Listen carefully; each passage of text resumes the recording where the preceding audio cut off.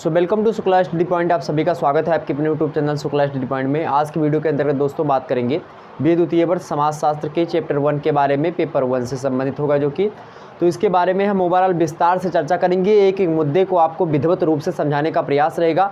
परीक्षा की दृष्टि से आपको पढ़ाने का प्रयास रहेगा कि आखिरकार पिछले 5 वर्षों में किस प्रकार से इस चैप्टर से प्रश्न पूछे गए हैं, उसको ध्यान में रखते हुए मैं हर एक मुद्दे को बताता हुआ चलूँगा। चाहे वह किसी मुद्दे का परिणाम हो, चाहे किसी मुद्दे का कारण हो, चाहे किसी मुद्दे का प्रकार हो, चाहे उस मुद्दे का अर्थ परिभाषा या फिर कॉन्सेप्ट ही क्यों ना हो, कोई भी मुद्दा होगा आपको आसानी से समझाने का प्रयास किया जाएगा। मेरे प्यारे दोस्तों, आप सभी लोगों का बहुत बहुत स्वागत एक बार फिर से करता हूं मैं, Shivam Shukla.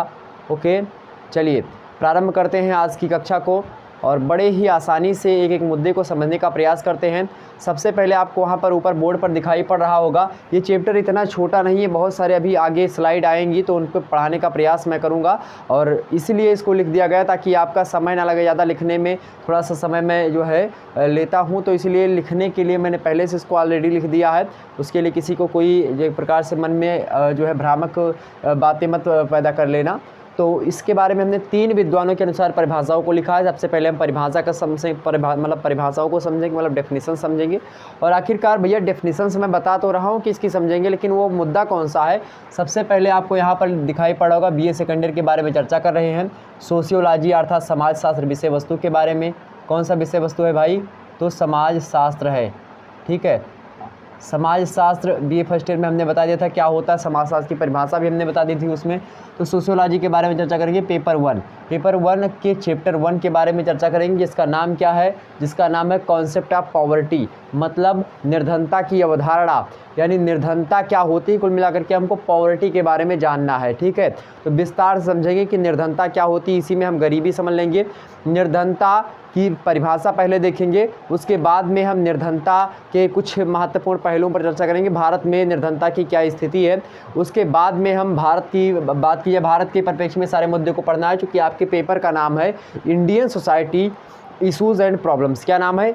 Indian society issues and problems. तो इसीलिए यहाँ पर हमको भारतीय परिप्रेक्ष्य में हर एक मुद्दे को देखना है। ठीक, तो सबसे पहले परिभाषा यानी डेफिनेशंस हो जाएगी। उसके बाद में भारत के संदर्भ में हम निर्धनता के बारे में थोड़ा सा चर्चा करेंगे। उसके बाद में निर्धनता के कारण को देखेंगे, या फिर गरीबी निर्धनता एक ही बात है तो उसके कारण को देखेंगे। और कारण देखने के बाद में हम जो है निर्धनता के थोड़ा बहुत परिणाम देखेंगे। निर्धनता के परिणाम कौन कौन से होते हैं, दुष्परिणाम कैसे पड़ते हैं, और इसके बाद में हम निर्धनता से कैसे बचा जा सकता है, निर्धनता किस प्रकार से भगाई जा सकती है, इसके बारे में मतलब कुछ उपाय एग्जाम से पूछे आते हैं तो उन उपायों के बारे में बता दूंगा कि आखिरकार निर्धनता अगर भगानी है किसी भी समाज से, किसी भी देश से, तो आखिरकार कौन कौन से पहलुओं को सरकार को या फिर समाज के जो एक प्रकार से जो हो मतलब प्रतिनिधित्व करते हैं समाज का, उनको क्या करना चाहिए। इन समस्त मुद्दे को या फिर जो परिवार का एक प्रकार से प्रतिनिधित्व करते हैं तो उन परिवार वाले जो एक प्रकार से जो परिवार के मुखिया उनको क्या करना चाहिए जिससे निर्धनता उनके घर में या उनके समाज में ना रह सके, उसको भी बताने का प्रयास। ठीक, तो सबसे पहले हम परिभाषा को समझते हैं किसकी? निर्धनता की, जिसको अंग्रेजी में पॉवर्टी के नाम से जाना जाता है। आइए देखते हैं निर्धनता की परिभाषा, मतलब कि डेफिनेशंस ऑफ पॉवर्टी। इसमें 3 नाम मुख्य रूप से आपके सामने आएंगे, बहुत ही महत्वपूर्ण है। पहले है गिलिन और गिलिन, दूसरे हैं बीबर महोदय, मतलब बीबर इनका नाम है, महोदय एक प्रकार से हमने लिख दिया है, वो बोलने का तरीका है। और नेक्स्ट है आपके गोडार्ड। तो भाई गिलिन और बीबर और गोडार्ड ये 3 विद्वान हैं। इन तीनों विद्वानों की परिभाषा अगर आपने पढ़ लिया, डेफिनेशंस को आपने पढ़ा तो सफिशिएंट होगा इसके लिए, पॉवर्टी के लिए। तो ये 3 परिभाषाएं जो मुख्य थी, महत्वपूर्ण थी, जो कि आपको अधिक मात्रा में एग्जाम्स में देखने को मिलती है, चाहे आपकी परीक्षा ऑब्जेक्टिव फॉर्म में होनी हो, चाहे आपकी परीक्षा लिखित फॉर्म में होनी हो, या आपको पढ़ना पड़ेगा, तो इसीलिए हमने इसको रखा है। ओके, तो चलिए प्रारंभ करते हैं। सबसे पहले हम बात करते हैं जो लंबी चौड़ी परिभाषा लिखी है गिलिन और गिलिन की। ध्यान रखेंगे पूरी परिभाषा आपको याद नहीं करनी है, कुछ मात्रा में आपको ये शब्दावलियाँ जो लिखी हैं, इन शब्दावलियों पर भी अगर विशेष ध्यान अगर आप देते हैं, आपको शब्दावलियाँ जटिल लगती है मतलब कठिन लगती हैं, तो आप उसको थोड़ा सा सरल करके आप समझ सकते हैं और अपनी भाषा में मतलब ये भाव यही होना चाहिए, भाव ये हो, लेकिन इसको अपनी भाषा के तद्भुत या अपने भाषा के अनुसार आप वहाँ पर एग्जाम्स में लिख दीजिएगा। अगर लिखने वाली परीक्षा आपकी नहीं हो रही है, ऑब्जेक्टिव हो रही है, तो बड़ी अच्छी बात है। आप वहाँ पर इतनी बड़ी परिभाषा देखेंगे तो तुरंत आप मार दीजिएगा कि हाँ गिलिन और गिलिन ने परिभाषा कही है। ठीक, तो एक प्रकार से हम पढ़ते हैं। सबसे पहले गिलिन और गिलिन महोदय निर्धनता की परिभाषा देते हुए कहते हैं, क्या कहते हैं निर्धनता के बारे में? निर्धनता मतलब क्या होता है? गरीबी, एक दशा होती है। निर्धनता क्या होती है? एक स्थिति होती है। क्या निर्धनता हमेशा बनी रहती है? ऐसी बात नहीं है। कभी निर्धन जो व्यक्ति होता है वह अमीर भी बनता है और अमीर व्यक्ति गरीब भी यानी निर्धन भी बन जाता है। निर्धनता कई कारणों से होती है, उसमें बहुत सारी गलत आदतें भी होती हैं। हम बताएंगे भी निर्धनता के कारण में, समझेंगे निर्धनता कैसे कैसे आई। सबसे पहले निर्धनता के बारे में समझिए, निर्धनता क्या होती है। तो निर्धनता एक बार से मैं अपने बाद में बता दूं, लेकिन अब अपने विचारों को अभी ना बताते हुए हम पहले विद्वानों के विचारों को समझेंगे, क्योंकि जब हम विद्वानों के विचारों को समझ लेंगे ना तो हमारे अंदर यह शैली खुद ही डेवलप हो जाएगी कि हम अपनी एक परिभाषा स्वतः की बना सकते हैं। तो आइए हम बात करते हैं तीनों विद्वानों की परिभाषाओं को, उसके बाद में एक अपनी परिभाषा हम लोग बना लेंगे और उसको भी आपको एक बार जो है उसको भी आपके सामने प्रस्तुत कर देंगे। तो एक प्रकार से आप सभी लोग क्या करेंगे, जो चीज़ें बोर्ड पर दी हुई हैं नोट्स बनाते हुए चलिए मेरे प्यारे दोस्तों, नोट्स बनाते हुए चलिए। इसी साथ ये परिभाषाओं को लिखेंगे। सबसे पहले हेडिंग आप डाल लीजिएगा, निर्धनता की परिभाषा यानी डेफिनेशंस ऑफ पॉवर्टी। अंग्रेजी में हेडिंग वगैरह अंग्रेजी हिंदी दोनों में डालने का प्रयास करें, ज़्यादा बेटर रहता है। और यहाँ पर गिलिन और गिलिन, बीबर और गोडार्ड, इन तीनों की परिभाषाओं को अभी स्क्रीनशॉट ले लीजिएगा। इसका मैं पढ़ा दूँ, उसके बाद में स्क्रीनशॉट लेने का मौका दे दूँगा। वैसे आप स्क्रीनशॉट अभी से फटाफट से ले लीजिए, स्क्रीनशॉट ले लीजिए, स्क्रीनशॉट आपका हो जाए। ठीक है, हो गया होगा स्क्रीनशॉट आपका, पॉज करके स्क्रीनशॉट ले लीजिएगा। अब यहाँ पर क्या होगा, अब आप इसको रख लीजिए, अब बाद में इसको लिख लीजिएगा। पहले आप यहाँ पर समझ लीजिए, या फिर आप जो है समझते समझते लिखना चाहते तो उसको भी लिख लीजिएगा। ठीक, चलिए यहाँ पर देखिए गिलिन और गिलिन ने क्या कहा है। गिलिन और गिलिन के अनुसार निर्धनता वह दशा होती है, क्या होती, दशा। दशा मतलब क्या होता है भाई, दशा या दिशा। दशा मतलब होता है स्थिति, आपकी स्थिति कैसी। तो निर्धनता एक प्रकार की दशा होती है। और कैसी दशा होती है, वह दशा होती है किसमें, जिसमें एक व्यक्ति, किसी एक व्यक्ति को किसी व्यक्तिगत यानी पर्टिकुलर, हम जो है केस स्टडी मेथड के जो है फॉलो मतलब उस पद्धति का फॉलो मतलब उस पद्धति को फॉलो करके हुए हम बताने का प्रयास करते हैं। गिलिन और गिलिन महोदय भाई साहब कहते हैं कि निर्धनता एक ऐसी दशा होती है या फिर वह दशा होती है जिसमें एक व्यक्ति या तो अपर्याप्त आय, पहला पॉइंट समझेंगे, या तो अपर्याप्त आय, कोई व्यक्ति है या तो उसकी अपर्याप्त आय है, मतलब कि पर्याप्त आय नहीं है, जितना उसको चाहिए उतना उसको इनकम नहीं हो रही है, उतना उसको आय नहीं मिल रहा है। तो जब वहाँ पर उसको अपर्याप्त आय है तो या तो वो व्यक्ति निर्धन होगा, या मेरे प्यारे दोस्तों, या फिर अथवा। पहला मुद्दा अपर्याप्त आय, निर्धनता वह दशा होती जिसमें एक व्यक्ति या तो अपर्याप्त आय या अथवा मूर्खतापूर्ण व्यय, किसी की आय बहुत ज़्यादा हो मेरे प्यारे दोस्तों, लेकिन अगर बात की जाए वह अधिक मात्रा में खर्च करता है, गलत संगत में पड़ जाता है, मदिरापान या फिर मद्यपान, और उसके बाद में तमाम प्रकार की वेश्यावृत्ति या इसी प्रकार से अन्य जो गंदे काम है या फिर अन्य ऐसे काम है जो कि बिना मतलब के हैं, जिनका कोई औचित्य नहीं समाज में, उन कार्यों में संलग्न हो जाता है। तो ऐसे व्यक्ति निर्धन हो जाते हैं। या तो भाई उसकी अपर्याप्त आय हो, या उसको कम पैसा जो है तनख्वाह मिल रही हो काम करने के तदुपरांत, या फिर वह मूर्खतापूर्ण व्यय करता हो। पर्याप्त आय तो मिल रही है लेकिन वह उसका जो है व्यय अलग तरीके से कर रहा है, मद्यपान कर रहा है, तंबाकू, बीड़ी, गुटखा, चरस, अफीम, बीड़ी ये सब जो है फूंक रहा है। तो इसमें क्या होगा, इससे क्या होगा मेरे भाई, इससे क्या होगा, वह व्यक्ति भी गरीब रहेगा। तो गिलिन और गिलिन महोदय कहते हैं कि निर्धनता वह दशा होती है जिसमें एक व्यक्ति या तो अपर्याप्त आय या फिर मूर्खतापूर्ण व्यय, ये दूसरा मुद्दा है, या तो मूर्खतापूर्ण व्यय के कारण। ये रीजन दिया किसने, गिलिन और गिलिन ने। तो आपसे पूछ सकता है एग्जाम्स में कि अपर्याप्त आय और मूर्खतापूर्ण व्यय को कारण माना है निर्धनता का किसने, तो किसने माना है, गिलिन और गिलिन महोदय ने माना है। किसने माना, गिलिन और गिलिन महोदय ने माना। फिर से समझिए, निर्धनता वह दशा होती है जिसमें एक व्यक्ति या तो अपर्याप्त आय अथवा मूर्खतापूर्ण व्यय के कारण अपने जीवन स्तर को इतना ऊंचा नहीं रख पाता कि उसकी शारीरिक और मानसिक क्या क्षमता बनी रह सके और उसको तथा उसके आश्रितों को अपने समाज के स्तरों के अनुसार उपयोगी ढंग से कार्य करने योग्य बनाए रख सके। मोस्ट इम्पॉर्टेंट परिभाषा निर्धनता की है। सारे के सारे पहलू जो होते हैं लगभग इसी में समझ जाते हैं। फिर से समझिए, यहाँ तक आपको सारी बातें समझ में आ गई होंगी जो हमने बताया। एक कारण हो गए, 2 कारण बताया।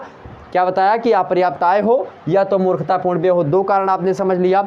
उसके बाद में आगे कह रहे हैं कि जो ये कारण होते हैं, इन कारणों से कोई व्यक्ति जो होता है, एक व्यक्ति जो होता है अपने जीवन स्तर को उसका कोई जीवन स्तर, हर एक समाज का जो होता है, समाज में स्तरीकरण आपने बीए फर्स्ट ईयर में पढ़ा होगा। तो सामाजिक जो स्तरीकरण होता है, एक तो प्रदत्त होता है और एक प्रकार से बात की जाए तो आनुवांशिक होता है। समाज में आपका क्या स्तर है, मतलब आप किस लेवल के हैं, किस तरीके से है, तो वो स्तर जो होता है, जिसका स्तर मान लेते हैं कि आप सुबह एक रोटी खाते हैं, या आप सुबह मान लेते हैं चाय पीते हैं, शाम को भी चाय पीते हैं। अब मान लेते हैं आप मूर्खतापूर्ण बे करें तो आपकी पत्नी जो है एक ही टाइम चाय बनाना प्रारंभ कर दे, तो ऐसे में क्या हो जाएगा, आप भी थोड़ा बहुत क्या हो जाएगा, पैसे की कमी आ रही है, तो धीरे धीरे आप निर्धनता की ओर अग्रसर हो रहे हैं। यहाँ पर समझे अपने जीवन स्तर, मतलब कि जहाँ 2 टाइम चाय बनती थी, एक बार समझिए, जहाँ 2 टाइम चाय बनती थी वहाँ अब 1 टाइम चाय बननी, मतलब कि वह भी एक प्रकार से उसका जीवन स्तर जो है, उसका जो जीवन स्तर है उस जीवन स्तर से थोड़ा नीचे आ रहा है। इसी प्रकार से हो सकता है आने वाले समय में ऐसे मदिरा पान करते रहे तो दोनों टाइम चाय ना मिले उसको, तो ये आप समझिए। तो उसका जीवन स्तर जो था 2 टाइम चाय मिलने का, हो सकता है एक भी जो है टाइम में उसको चाय ना मिल पाए, ये होता है जीवन स्तर। तो अपने जीवन स्तर को इतना ऊंचा नहीं रख पाता, कितना ऊंचा नहीं रख पाता, देखिए, तो जितना ऊंचा नहीं रख पाता जिससे क्या हो, उसकी शारीरिक और मानसिक क्षमता बनी रहे, शरीर से वह ठीक ठाक रहे, मतलब इतना ज़्यादा उसको उसका स्तर नहीं फिक्स है कि अपने शरीर को एक प्रकार से देख रेख कर सके शरीर की सही से, और ना ही अपने मान मतलब कि जो मन होता है उसका, क्योंकि मन जो कहता है वही शरीर कहीं ना कहीं पे करने की का प्रयास करता है। तो अब ना तो शारीरिक रूप से मतलब फिजिकली और ना मेंटली, दोनों प्रकार की जो उसकी क्षमता होती है वह क्षीण होने लगती है, वह कम होने लगती है। और जब ऐसा होता है तो वही स्थिति क्या होती है, वही स्थिति निर्धनता होती कि किसने बताया, गिलिन और गिल ने, कि वह अपने जीवन स्तर को ऊंचा नहीं रख पाता। किन कारणों से, या तो अपर्याप्त आय के कारण से, या फिर मूर्खतापूर्ण व्यय के कारण से वह अपनी शारीरिक और मानसिक क्षमता नहीं जो है कायम रख पाता। और ऐसी स्थिति में क्या होता है, उसको तथा उसके आश्रितों को, मतलब स्वयं भी और जो उसके बीवी बच्चे हैं उनको, यानी जो उसके आश्रित में हैं उनके साथ रहते हैं, उसको तथा उसके आश्रितों को अपने समाज के स्तरों के, मतलब उसका जो समाज में स्तर है उसके अनुसार उपयोगी ढंग से कार्य करने योग्य बनाए रख सके। मतलब ना तो वो सही तरीके से समाज में अपने स्तर की जो भूमिका है, भूमिका भी आपने पढ़ा होगा बीए फर्स्ट ईयर में, तो ना तो समाज में जो उसका स्तर फिक्स किया गया है उस स्तर पर वह अपनी भूमिका निभा पा रहा है, और ना ही उसके आश्रित जो हैं वह भी अपने जीवन स्तर पर ना तो मानसिक रूप से ना तो जो है शारीरिक रूप से अपनी भूमिका निभा पा रहे हैं। तो ऐसे व्यक्ति को, ऐसी स्थिति को हम निर्धनता कहते हैं। निर्धनता एक प्रकार से ऐसी दशा होती है, एक बार फिर से तेज से पढ़ते हैं हम, कि निर्धनता वह दशा होती है जिसमें एक व्यक्ति या तो अपर्याप्त आय या फिर मूर्खतापूर्ण व्यय के कारण अपने जीवन स्तर को इतना ऊंचा नहीं रख पाता कि उसकी शारीरिक और मानसिक क्षमता बनी रह सके, और उसको तथा उसके आश्रितों को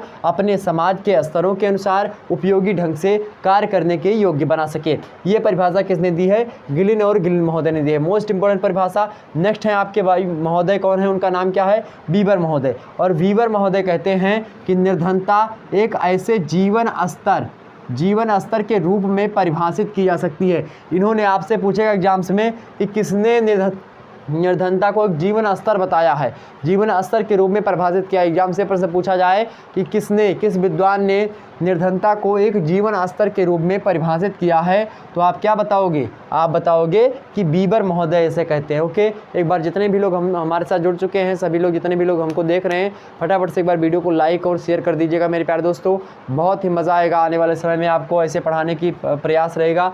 आगे देखिए, निर्धनता एक ऐसे जीवन स्तर के रूप में परिभाषित की जा सकती है, कैसी जीवन स्तर, जिस जीवन स्तर में ना तो स्वास्थ्य उसका सही रहे और ना तो शरीर उसका सही रहे। तो स्वास्थ्य और शरीर संबंधी जो दक्षता होती है वह नहीं रहती है या नहीं बनी रहती है। इसका मतलब यह होता है कि भाई वह इतना गरीब है कि वह मान लेते हैं उसका स्वास्थ्य जो है वह सही नहीं रहता है, और ना ही मेरे प्यारे दोस्तों, ना ही उसका शरीर जो है वह पहले की भांति या फिर जो स्वस्थ मनुष्य है उसकी भांति रह पा रहा है, या फिर जो ठीक ठाक मनुष्य है उसकी भांति नहीं रह पा रहा है, उससे अलग हो जा रहा है। और उसकी दक्षता जो होती है, यानी कि जो उसके योग्य, यानी मनुष्य जिसको योग्य होता है वह कार्य वह व्यक्ति नहीं कर सकता। तो ये बातें बताई किसने, वीवर महोदय ने। वीवर महोदय की छोटी सी परिभाषा है। परिभाषा क्या है कि निर्धनता एक ऐसे जीवन स्तर के रूप में परिभाषित की जा सकती है सिंपली, जिसमें क्या होता है, स्वास्थ्य और शरीर संबंधी दक्षता क्या होती है, बनी नहीं रहती या फिर नहीं बनी रहती। ठीक, नेक्स्ट है आपके गोडार्ड महोदय। गोडार्ड महोदय कहते हैं भाई साहब ये, और ये परिभाषा कहीं ना कहीं पे आप देखेंगे ये इनसे सब में स्वास्थ्य सब में स्वास्थ्य और शरीर संबंधी दक्षता जो होगी लगभग कॉमन होगी। ठीक है, आगे देखते हैं। गोडार्ड महोदय ने कहीं ना कहीं पे इनकी परिभाषा को पढ़ा और इनकी परिभाषा को पढ़ा और दोनों की परिभाषाओं को मिश्रित रूप में बनाने का प्रयास। देखिए, गोडार्ड महोदय कहते हैं कि निर्धनता जो होती है उन वस्तुओं की अपर्याप्त पूर्ति की दशा होती है, उन वस्तुओं की पूर्ति की दशा होती है।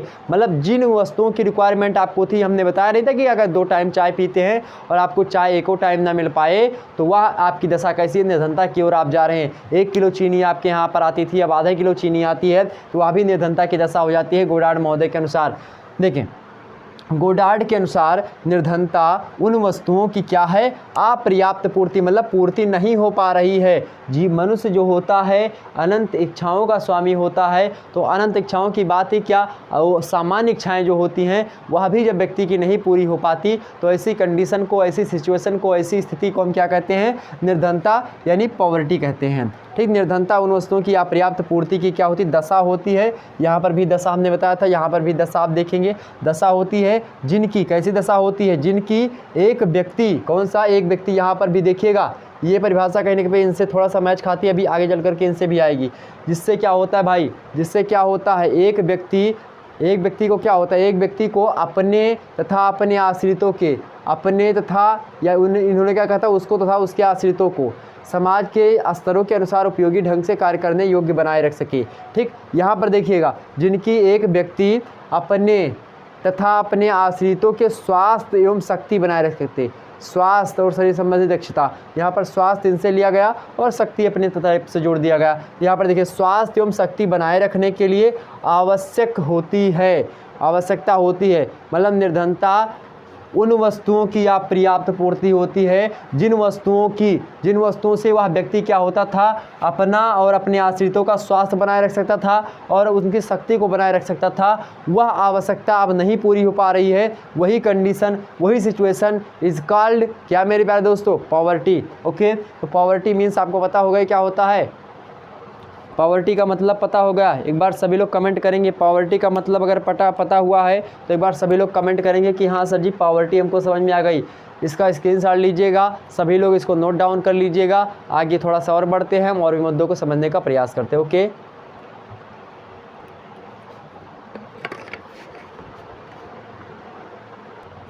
तो चलिए हम यहाँ पर आपको दूसरे मुद्दे पर की ओर ले चलते हैं, भारत में निर्धनता की स्थिति।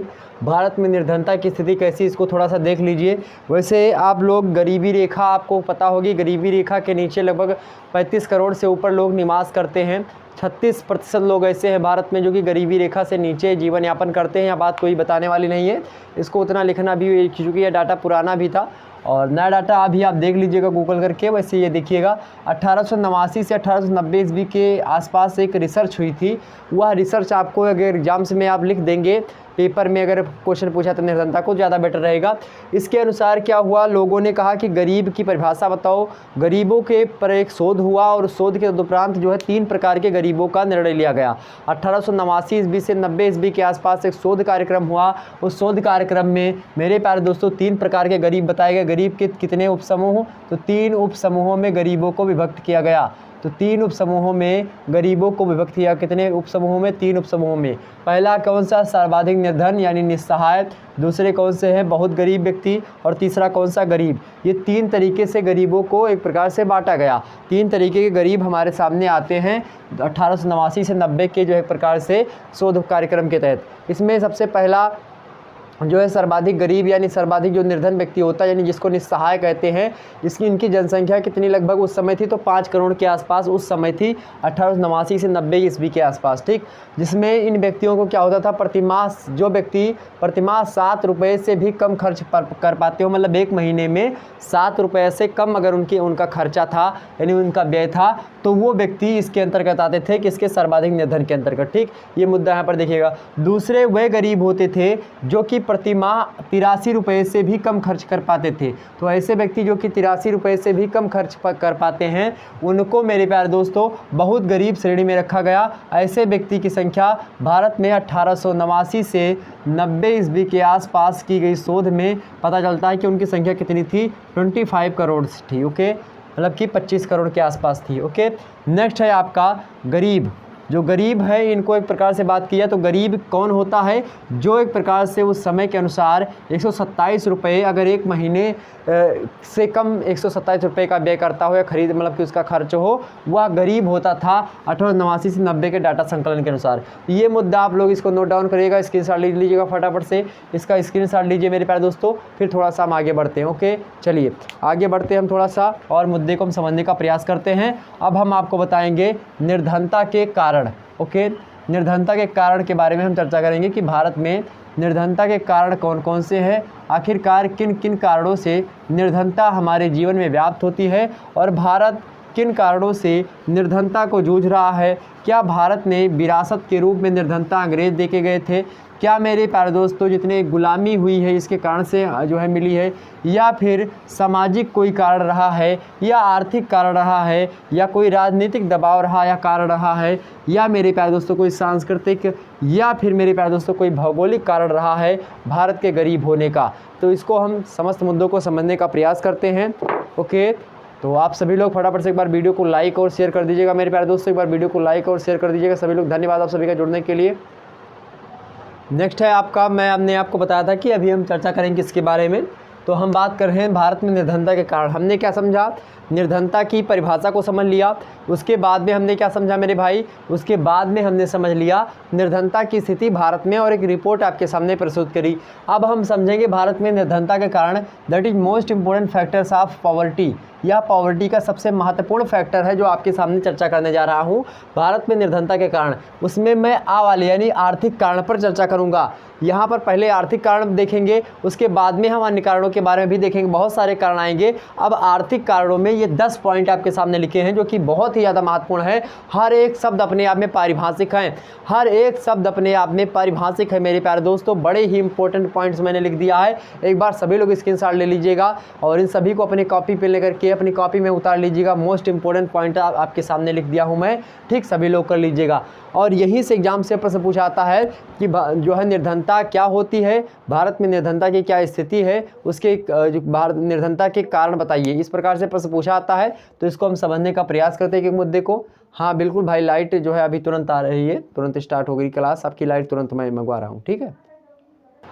तो फिलहाल मैं क्या बता रहा था आपको, भारत में निर्धनता के कारण को लेकर के हमने पहला कारण आपके सामने बताया कि आर्थिक कारण, मतलब इकोनॉमिकल जो रीजन होते हैं, अंग्रेजी वालों भी लिख लीजिएगा, इकोनॉमिकल रीजन के बारे में मैं चर्चा कर रहा हूँ।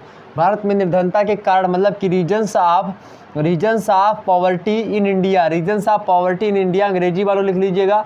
आर्थिक कारण मतलब कि इकोनॉमिकल जो कारण होते हैं, इकोनॉमिकल रीजन, उनके बारे में चर्चा करने जा रहा हूँ, ठीक है।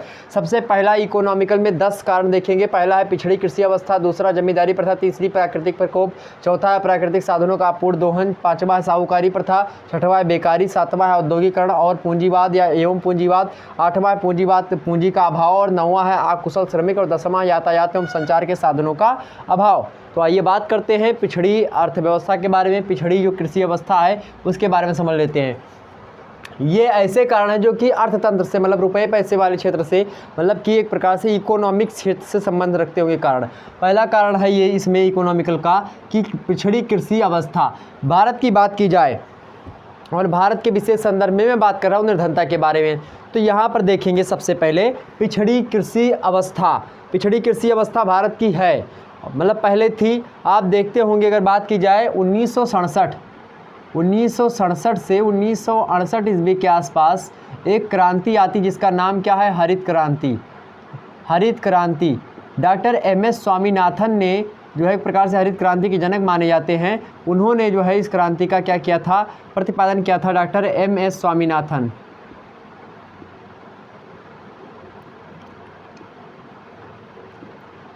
डॉक्टर MS स्वामीनाथन, ठीक है।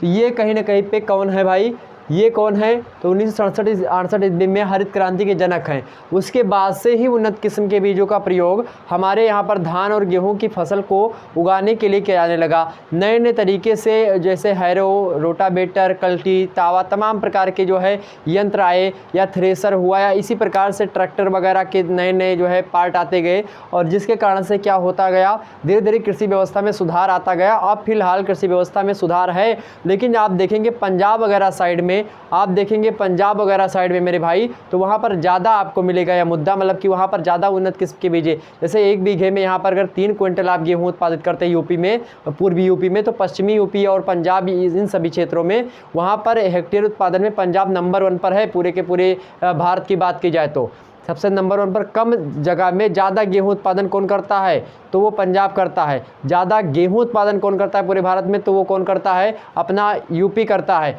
लेकिन मेरे प्यारे दोस्तों, तो ये MS स्वामीनाथन के जब ये आई हरित क्रांति तो इसमें नए नए प्रकार की चीज़ें होने लगी। उससे पहले क्या था, कृषि व्यवस्था पूर्ण रूप से ध्वस्त थी। भारत में लगभग 67% लोग कृषि करते हैं, 67% लोग कृषि हैं। भारत कौन सा देश है, कृषि प्रधान देश है। फिर भी बात की जाए तो यहाँ पर क्या हो रहा है, कृषि के लिए ना तो उतनी ज़्यादा पूंजी कोई दे रहा है और ना उतना फंड है। इसीलिए अभी हाल फिलहाल में एक कृषि कानून भी आया है, जो कि एक प्रकार से उसमें थोड़ा बहुत सुधार का चांसेस था और है भी, और कुछ मात्रा में उसमें गलत भी था।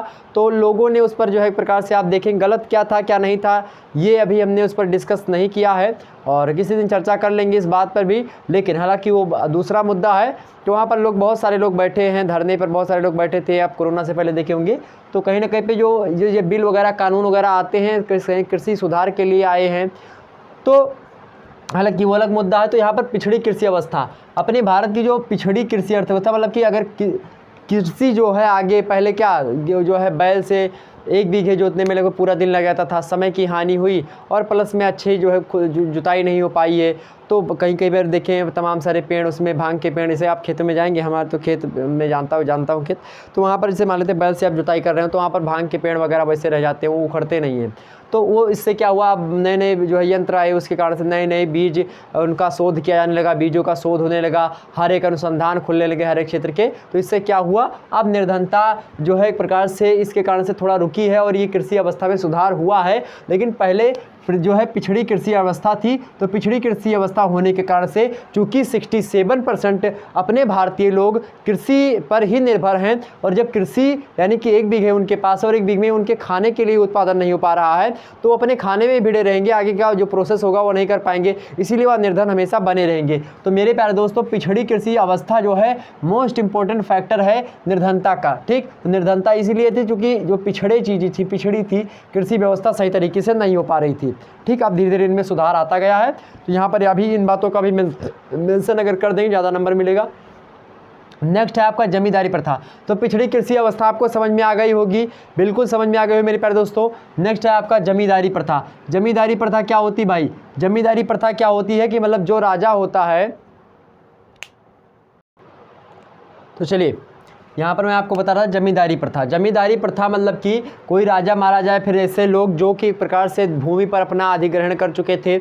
जब अंग्रेज लोग जो है आए थे भारत में, तो इससे क्या हुआ, अंग्रेज़ों ने एक प्रकार से लोगों को कहा कि अगर जो व्यक्ति मेरी मदद करेगा, मतलब कि जब जाने लगे अंग्रेज़, तो जिन व्यक्तियों ने अंग्रेज़ों की मदद की थी उन्हीं व्यक्तियों को बहुत ज़्यादा ज़मीन दे करके चले गए थे। अब हुआ क्या कि किसी के पास लगभग 100 बीघे ज़मीन है, किसी के पास 100 बीघे ज़मीन है और किसी के पास जो है 1 बीघा भी नहीं है। तो भाई जिसके पास 100 बीघे है वो क्या करते थे, वो 100 बीघे वाले जो छोटे किसान होते हैं जिनके पास खेती नहीं है, उनको मजदूरी पर रख लेते थे और एक प्रकार से वह वहाँ पर काम करते थे, अपना पेट पालते थे। तो ऐसे में क्या व्यक्ति, वो सब गरीब की श्रेणी में ही आते हैं। तो कहीं ना कहीं पे जो यहाँ पर जमींदारी प्रथा थी, जो कि खेत जो या फिर ज़मीन जो है सही का उसका बंटवारा सही तरीके से या फिर एक प्रकार से समानता के हिसाब से ना हो करके एक प्रकार से बहुत मतलब इधर उधर हो गया कि किसी को बहुत ज़्यादा ज़मीन मिल गई, किसी को मिली नहीं, किसी को थोड़ा सा मिली। तो इससे क्या हुआ, इससे भी निर्धनता में वृद्धि हुई है। जिसके पास ज़मीन है वह लोगों को एक प्रकार से दास बना लेता है और इसी तरीके से काम करवाता है, खेतों में कम पैसों पर काम करवाता है। यह एक प्रकार से गरीबी का एक कारण हो सकता है। नेक्स्ट है आपका प्राकृतिक प्रकोप। मान लेते जिसके पास 1-2 बीघे खेत भी है, वह बेचारा क्या करता है, खेती करता, उसने धान की फसल बैठा दी या फिर गेहूं बैठा दिया या फिर गन्ना, कोई जो है फसल उसने जो है लगाई अपने खेत में। हुआ कि बाढ़ आ गई, तो ये प्राकृतिक प्रकोप ही। तो मान लेते बाढ़ आ गई, पानी ज़्यादा बरस गया तो उससे फसल डूब गई, गल गई सारी की सारी फसल। या फिर हो सके कि सूखा पड़ जाए, पानी ही ना बरसे तो इससे फसल उसकी चली जाए। या इसी प्रकार से तमाम प्रकार की प्राकृतिक आपदाएँ जो होती हैं वह आती रहती हैं। उन प्राकृतिक आपदाओं के कारण से उनकी फसलें नष्ट हो जाती हैं। उनके परिणाम स्वरूप क्या होता है, व्यक्ति जो होता है एक प्रकार से गरीब हो जाए। प्राकृतिक प्रकोप में एक कोरोना आप जो है ले सकते हो। देखिए ये जो कोरोना है मेरे प्यारे दोस्तों, कोरोना आया, इससे बहुत सारे लोग क्या हो गए, निर्धन हो गए, बहुत सारे लोग क्या हो गए, बेघर हो गए, बहुत सारे लोगों की रोजी रोटी छिन गई कोरोना की वजह से। कोरोना क्या है, एक प्राकृतिक प्रकोप है, तो यह भी एक निर्धनता का कारण, बहुत ही एक प्रकार से बहुत ही इंपॉर्टेंट कारण है यह, निर्धनता का ध्यान रखेंगे, यह भी आप लोग नोट कर लीजिएगा। नेक्स्ट है आपका चौथा नंबर, प्राकृतिक साधनों का अपूर्ण दोहन। क्या प्राकृतिक साधन मतलब जैसे कि बात की जाए, चाहे वह पृथ्वी हो, यानी कि ज़मीन हो, पृथ्वी हो गई, आपका जल हो गया, आपका मेरे प्यारे दोस्तों बात की जाए वायु हो गई, चाहे बात की जाए पेट्रोलियम वगैरह हो गया, या इसी प्रकार से जो अन्य चीज़ें हैं जो प्रकृति के द्वारा हमको मिली हुई हैं, जो प्रकृति के द्वारा सीधे, यानी कि यहाँ पर पेट्रोलियम वगैरह ना करके सूर्य तप कर लीजिए या सौर ऊर्जा कर लीजिए, सौर ऊर्जा, और यहाँ पर जल विद्युत या जल ऊर्जा बोल लीजिए, ठीक है, जल ऊर्जा बोल लीजिए, ज़्यादा बेटर रहेगा। यहाँ पर देखिए पृथ्वी हमको मिली, इस पर खेती अगर हम सही तरीके से नहीं कर पाएँ, या फिर जो भी साधन हमको प्रकृति के द्वारा प्राप्त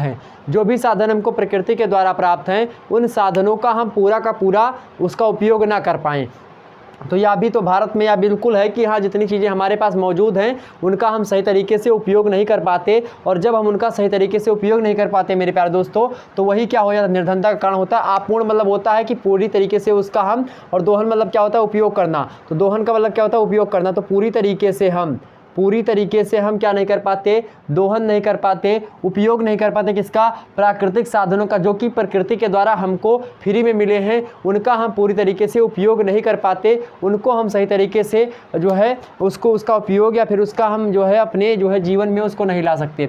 यहाँ पर प्राकृतिक साधनों का अपूर्ण दोहन, इसलिए भी निर्धनता है, बड़ी इंपॉर्टेंट पॉइंट है।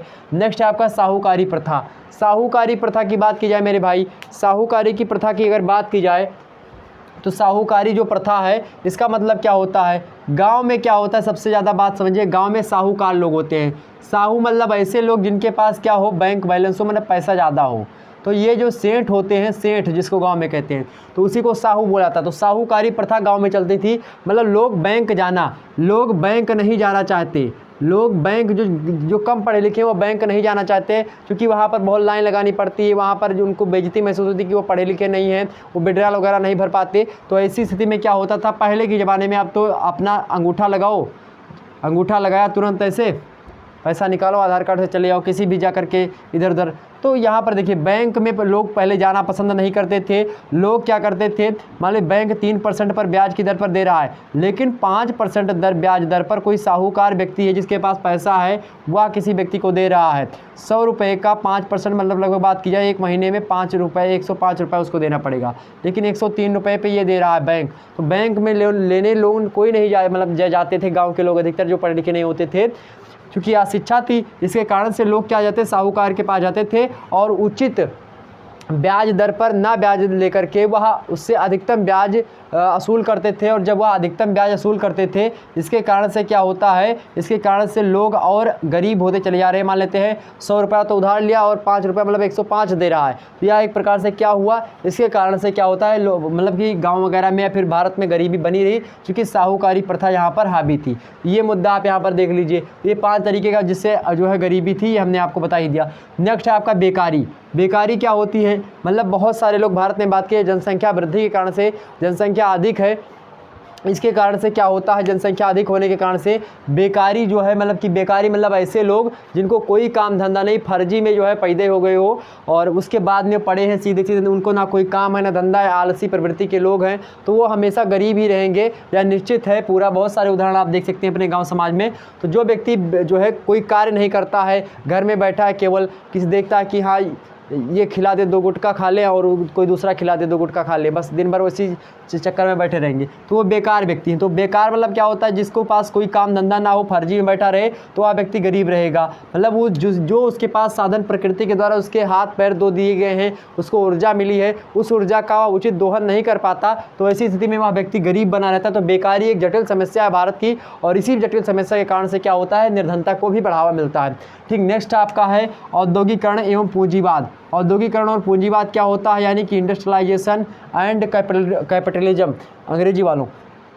औद्योगिकरण मतलब क्या होता है, उद्योगों का विकास जो हुआ है, उद्योगों के विकास से क्या हुआ है, जो व्यक्ति बात की जाए औद्योगिकरण से क्या हुआ है, उद्योगों के अधिक मात्रा में विकास होने जाने से जो व्यक्ति घर में बैठ करके, जो भारतीय व्यक्ति अर्थात जो 10 व्यक्ति मिल करके, जो 10 व्यक्ति किसी एक काम को करते थे, वही 10 व्यक्ति का काम अकेले एक आदमी करता है, जिससे 9 व्यक्ति क्या हो गए, 9 व्यक्ति मेरे प्यारे दोस्तों बेरोजगार हो गए। और जो 9 व्यक्ति क्या हो गए, बेरोजगार हो गए। जो व्यक्ति बेरोजगार हो गया वह व्यक्ति कहीं ना कहीं पे अब उसके पास कोई काम धंधा नहीं है, तो क्या हो गया, वह बेकार हो गया। और इसी प्रकार से जब बेकार हो गया तो वह भी निर्धनता का कारण हो गई। मतलब औद्योगिकरण होने से जो काम मनुष्य करता था, अधिक संख्या में लोग लगे रहते थे, उनके खाने पीने की व्यवस्था हो जाती थी, लेकिन वही काम मशीनों ने ले लिया। जो काम हाथों से होते थे वह काम अब मशीनों से होने लगे, और जब वह काम मशीनों से होने लगे तो व्यक्तियों को एक प्रकार से बेरोजगारी का सामना करना पड़ा,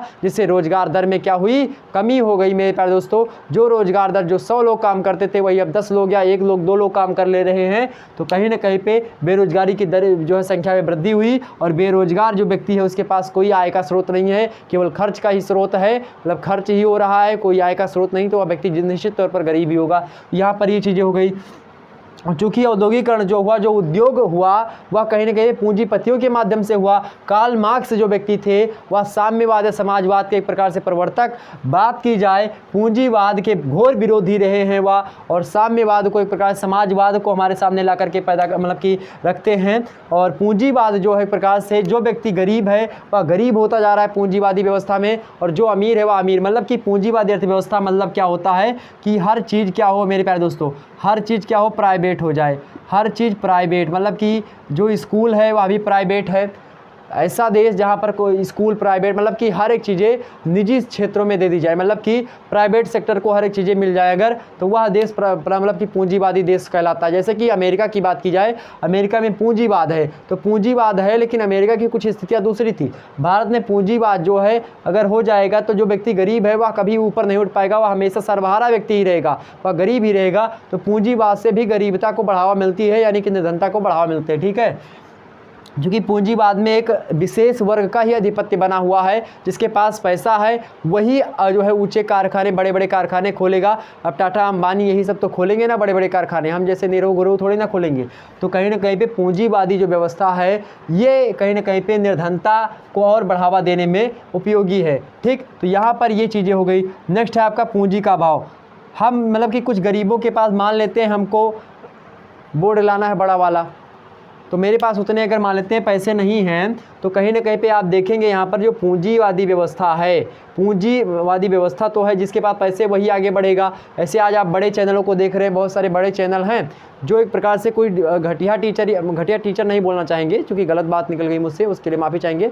कोई ऐसा टीचर जिसके मतलब जिसको वो योग्यता नहीं है, और मान लेते हैं उसको कोई बड़े टीचर ने हायर कर लिया उसको पढ़ाने के लिए। अब मान लेते हैं वह व्यक्ति पढ़ाने चला गया वहाँ पर, तो क्या होगा, क्योंकि उसके पास पूंजी है, उसके पास 11, 10, 12 मिलियन या फिर जो है बहुत सारे सब्सक्राइबर हैं, तो वह कुछ भी पढ़ाएगा तो उसका फेमस है, वो कुछ भी बोले यूट्यूब पर आकर के। आजकल बहुत सारे लोग जो है यूट्यूब पर आप देख रहे होंगे, बहुत सारे लोग कुछ भी बोलते रहते हैं इधर उधर, मतलब फेमस होने के लिए बीच बीच में बहुत सारी चीज़ें बोलते हैं, चाहे मजाक वाली हो और चाहे कोई ना सुनने योग्य बातें हो, समाज में वैल्यूएबल बातें ना हो, उन समस्त बातों को लोग जो है खुले तरीके से खुले मंच पर अपने मंच पर बोलने का प्रयास करते हैं। जिससे क्या होता है, जिससे समाज में छोटे छोटे मतलब कि जो स्टूडेंट्स हैं वो उसको काटते हैं, उसको यूट्यूब पर डालते हैं, बहुत सारा आप देख रहे होंगे इस समय। तो कहीं ना कहीं पे वो जो है कुछ भी बोलेंगे तो वो फेमस है। लेकिन अभी कोई ऐसा टीचर जो कि बड़ा ही योग्य हो लेकिन उसके पास कोई एक प्रकार से बैकग्राउंड ना हो, तो वह उसकी वैल्यू नहीं होगी। तो ठीक वही यहाँ पर देखिएगा, पूंजी का अभाव, मतलब जिसके पास पैसे नहीं हैं वह व्यक्ति कुछ नहीं कर सकता आगे चल करके। उसको मान लेते कोई पूंजी अगर उसके पास नहीं तो कोई धंधा नहीं कर सकता, मान लेते उसने पढ़ाई लिखाई नहीं की तो कोई धंधा नहीं कर सकता, तो वह व्यक्ति हमेशा गरीब ही रहेगा। यहाँ पर ये चीज़ें हैं, मतलब पूंजी का अभाव है इंडिया में, पूंजी का अभाव है, मतलब कि यहाँ पर बड़े बड़े लोग जिनके पास पूंजी है वही कारखाने फैक्ट्री वगैरह स्थापित करते हैं, बहुत सारे लोग के पास पूंजी नहीं है, तो इसलिए वह लोग गरीब ही बने रहते हैं। नेक्स्ट है आपका अकुशल श्रमिक। आज देखते होंगे आप लोग सभी लोग कंपटीशन की तैयारी, सरकारी नौकरी, भारत में सभी लोग सरकारी नौकरी के पीछे एकदम से तबाह हैं, सभी लोग सरकारी नौकरी की तैयारी करें, कंपटीशन बढ़ रहा है, सरकारी नौकरी की सीट ही नहीं आ रही है खाली। तो क्यों नहीं आ रही, क्योंकि क्या है, पूंजी का अभाव है, लोगों के पास पैसे इतने नहीं कि लोग धंधे करें, बड़े बड़े बिजनेस स्थापित करें। अमेरिका वगैरह में यार लोग सरकारी नौकरी नहीं करना, बिजनेस करना पसंद करते हैं। जिनके पास पैसे वो बिजनेस ही करते हैं, सरकारी नौकरी वगैरह सब छोड़ देते हैं। तो कहीं ना कहीं पे भारत में क्या है, बहुत सारे लोग मध्यम वर्ग से हैं जिनके पास पूंजी का अभाव है, पूंजी की कमी है, और पूंजी की कमी होने वाली पैसे की कमी है, और पैसों की कमी होने के कारण से वह लोग क्या करते हैं, वह लोग मेरे प्यारे दोस्तों केवल और केवल सरकारी नौकरी के आश्रित हो जाते हैं। तो इस स्थिति में गरीब मतलब कि एक प्रकार से यह भी बढ़ावा मिलता है गरीबी का। नेक्स्ट है आपका अकुशल श्रमिक। भारत में बात की जाए, चाइना में एक छोटा सा बच्चा जो पैदा होता है, पैदा होने के लगभग 1-2 महीने बाद से वह भी एक प्रकार से खिलौने बनाना प्रारंभ कर देता है। मतलब उसके ऐसे टेक्निक से जो लोगों बड़े बड़े लोग होते हैं वह कोई मशीन फिट कर देते हैं कि बच्चा अगर रो भी रहा है तो वह भी एक प्रकार से रोने से भी कुछ फ़ायदा ले रहे हैं। बच्चा अगर अपना पैर हिला रहा है तो उस पैर हिलाने की ऊर्जा को भी किसी दूसरी ऊर्जा में कन्वर्ट करने की मशीन उनके पास है। ठीक, कई प्रकार की चीज़ें वहाँ पर अद्भुत चीज़ें हो रही हैं और ऐसे बड़े बड़े देशों में होती ही रही हैं। तो वहाँ पर आप देख सकते हैं, वहाँ पर आप चीज़ें समझ सकते हैं।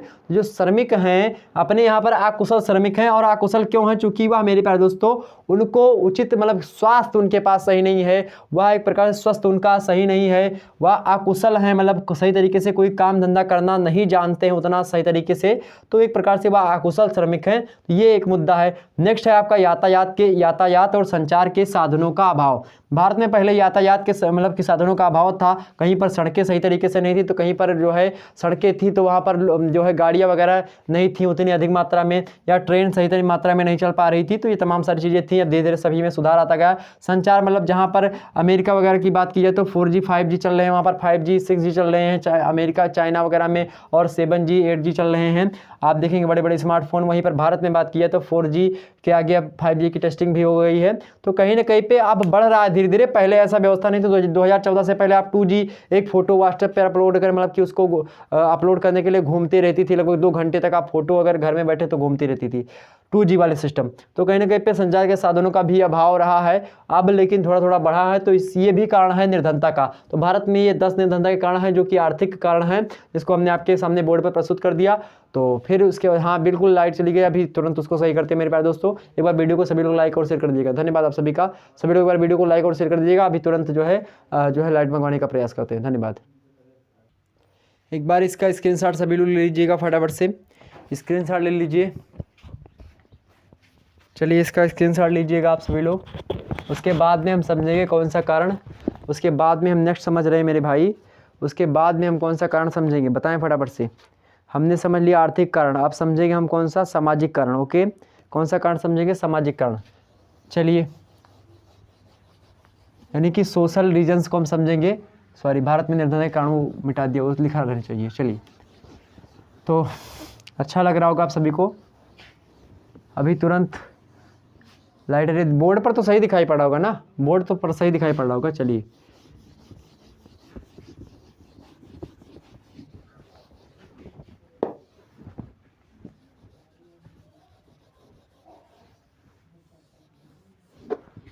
दूसरा कारण कौन सा है आपका,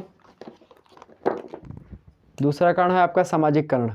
तो चलिए अब हम बात कर लेते हैं सामाजिक कारण के बारे में और राजनीतिक कारण के बारे में। 2 कारण और हैं, उसके बाद में हम फिर बात करेंगे जनसंख्यात्मक कारण, उसके बाद में हम बात कर लेंगे कुछ अन्य कारण और कुछ व्यक्तिगत कारण भी होते हैं। तो अभी एक स्लाइड और आपके सामने प्रस्तुत करूंगा। सबसे पहले समझते हैं हम सामाजिक कारण के बारे में, यानी कि सोशल रीजन्स जो हैं पॉवर्टी के, वो कौन कौन से हैं उनको आपको बताने का प्रयास करते हो। विधिवत रूप से आपको दिखाई पड़ रहा होगा। यहाँ पर समझेंगे सबसे पहला मुद्दा आपका क्या है, संयुक्त परिवार व्यवस्था। क्या है संयुक्त परिवार व्यवस्था? संयुक्त परिवार व्यवस्था होने की यानी कि ज्वाइंट फैमिली जो सिस्टम है, ज्वाइंट फैमिली सिस्टम होने के कारण से क्या होता है, लोग क्या होते हैं अपने परिवार का ही पालन पोषण करने में अपनी सारी सैलरी या फिर जो भी होता है सब निकाल देते हैं और एक प्रकार से गरीब बने रहते हैं। मतलब उनके पास क्या होता है, संयुक्त परिवार व्यवस्था में होता क्या है, मुखिया एक होता है परिवार का और कमाने वाला भी एक होता है। मतलब संयुक्त परिवार में एक मुखिया होता है, वही कमाता है, बाकी सब लोग बैठ कर खाते हैं। और जब व्यक्ति एक लोग कमाएगा और बाकी सभी लोग बैठ कर खाएंगे तो इससे क्या होगा, गरीबी बढ़ेगी, निर्धनता की जो समस्या होगी और जटिल होगी। तो सामाजिक कारण में सबसे पहला मुद्दा संयुक्त परिवार व्यवस्था। संयुक्त परिवार व्यवस्था होने के कारण से गरीबी में बढ़ोतरी देखी गई है। नेक्स्ट है आपका यानी ज्वाइंट फैमिली अगर सिस्टम है तो जाहिर सी बात है जो एक प्रकार से सोशल रीजन है पॉवर्टी इंक्रीज का। ठीक है, ध्यान रखेंगे इस बात को। नेक्स्ट है आपका जाति प्रथा। जाति प्रथा क्या होती है? जाति प्रथा एक ऐसी व्यवस्था होती है या ऐसा सिस्टम होता है ऐसे ब्राह्मणों से मुखामासीत बाहुरा जन्य कृता उर्तदस्य वैश्या पादाभ्याम शूद्रो आ जाता है, अर्थात जो वर्ण है, वर्णों से बनी जातियां और विभिन्न जातियों का अपना एक प्रकार से बात की, जैसे नाई जो है वो बाल काटता है, या जो है एक प्रकार से जो ब्राह्मण है वह एक प्रकार से अध्ययन अध्यापन का कार्य करते थे पहले। क्षत्रिय वो जो है एक प्रकार से जो राजा महाराजा का कार्य होता है, या फिर किसी से युद्ध करना हो तो वो करते थे। या इसी प्रकार से बात की जाए जो यादव लोग होते हैं वहाँ गाय भैंस पाले, या इसी प्रकार से जो मौर्य लोग होते हैं वहाँ एक प्रकार से खेती वगैरह करें, या जो लोहार है वह एक प्रकार से अपना लोहा वगैरह पीटे, हंसिया बनाए, खुरपा बनाए, जो है तमाम प्रकार की चीज़ें होती हैं। या इसी प्रकार से तमाम सारे जो पेशे होते हैं वह उनकी जाति के हिसाब से नियुक्त किए जाते थे पहले। तो इससे क्या होता था, इससे जो व्यक्ति मान लेते कोई ब्राह्मण है वह उसको अध्ययन अध्यापन नहीं आता है, उसको मान लेते हैं चाट बनाना अच्छे तरीके से आता है कि हाँ समोसा बहुत अच्छा तरीके से बना ली, तो वह समय से समोसे का दुकान इसलिए नहीं खोल सकता था, या इसलिए नहीं खोलता था चूँकि उसको क्या होता था, इसलिए नहीं खोलता था चूँकि वह लोक लज्जा के कारण से वो दुकान नहीं खोलना पसंद करता था, तो वो जाति के बंधन में बंधा हुआ था। इसी प्रकार से अगर कोई व्यक्ति मान लेते कोई चमार जाति का व्यक्ति है या नीची जाति का व्यक्ति है, वह मान लेते हैं अच्छी जानकारी रखता किसी भी मुद्दे के प्रति, तो वह पहले अध्यापक नहीं बन सकता था, पढ़ाई कि किसी को पढ़ा नहीं सकता था, चूंकि वह जात से एक चमार है या जाति से नीच कास्ट का है, तो वह एक प्रकार से बात की जाए वह पढ़ाई कि अध्यापक नहीं बन सकता था। लेकिन आज ये सारे के सारे बाउंडेशन लगभग खत्म हो चुके हैं, और ऐसी स्थिति में जाति प्रथा जो थी पहले वह निर्धनता का कारण थी, क्योंकि जो व्यक्ति अपने जाति का काम नहीं जानता था वह व्यक्ति एक प्रकार से बेरोजगार या फिर बेकार की श्रेणी में आता था, बेकारी हो जाती थी, कि वह बेरोजगार था। और जब व्यक्ति बेरोजगार होगा तो वही व्यक्ति तो गरीब होगा ना, वही व्यक्ति निर्धन होगा, और जब ऐसे व्यक्ति की संख्या बढ़ेगी भारत में निर्धनता की समस्या भी बढ़ जाएगी। यहाँ पर जाति प्रथा एक प्रकार से बड़ी जटिल व्यवस्था थी पहले, अब धीरे धीरे इसका समाप्त होने लगा। अब कई जो है जाति के लोग अध्यापन करने लगे, बहुत सारे लोग, कोई जाति का बाउंडेशन नहीं है, हर एक व्यक्ति अपना अपना, तो कोई व्यक्ति मान लेते दुकान खोल रहा है, तो पहले लोग साहूकार लोग दुकान खोलते थे, लेकिन आजकल सभी लोग ब्राह्मण क्षत्रिय वैश्य शूद्र सभी लोग जो है दुकान खोल लेते हैं। तो ये चीज़ें हो गई आपकी जाति प्रथा। नेक्स्ट है आपकी क्या, अज्ञानता। अज्ञानता एवं अशिक्षा। अज्ञानता है बहुत ज़्यादा भारत में, अज्ञानता है कि वह ज्ञान नहीं उनके पास, होता नहीं, जो उपसर्ग लगा है इसका नहीं होता हिंदी में। शिक्षा क्या होता नहीं हिंदी में, तो अज्ञानता ना तो उनके पास तर्क वितर्क करने की शक्ति है, और क्यों नहीं है, क्योंकि उनके अंदर ज्ञान नहीं है। और ज्ञान कैसे नहीं, क्योंकि वह अशिक्षित हैं, वह पढ़े लिखे नहीं हैं। तो जो व्यक्ति अशिक्षित होगा, पढ़ा लिखा नहीं होगा, मान लेते वह कुदाल गोड़ेगा या फिर खेत गोड़ेगा, कुदाल गोड़ना एक प्रकार से उचित शब्द नहीं होगा यहाँ पर हिंदी भाषी क्षेत्रों के लिए, हिंदी भाषी स्टूडेंट्स के लिए। तो यहाँ पर अज्ञानता और अशिक्षा कूट कर भारतीयों में भरी हुई है अधिक मात्रा में। अब धीरे धीरे लोग पढ़ना लिखना प्रारंभ कर दिए हैं। पहले लोग क्या होते थे, बस आश्रित, जैसे अभी आप देखे होंगे गांव में 2-3-4 ऐसे लोग होंगे जो कि एक प्रकार से बीड़ी फूकते हुए आपको मिल जाएंगे सड़क पर के नुक्कड़ पर।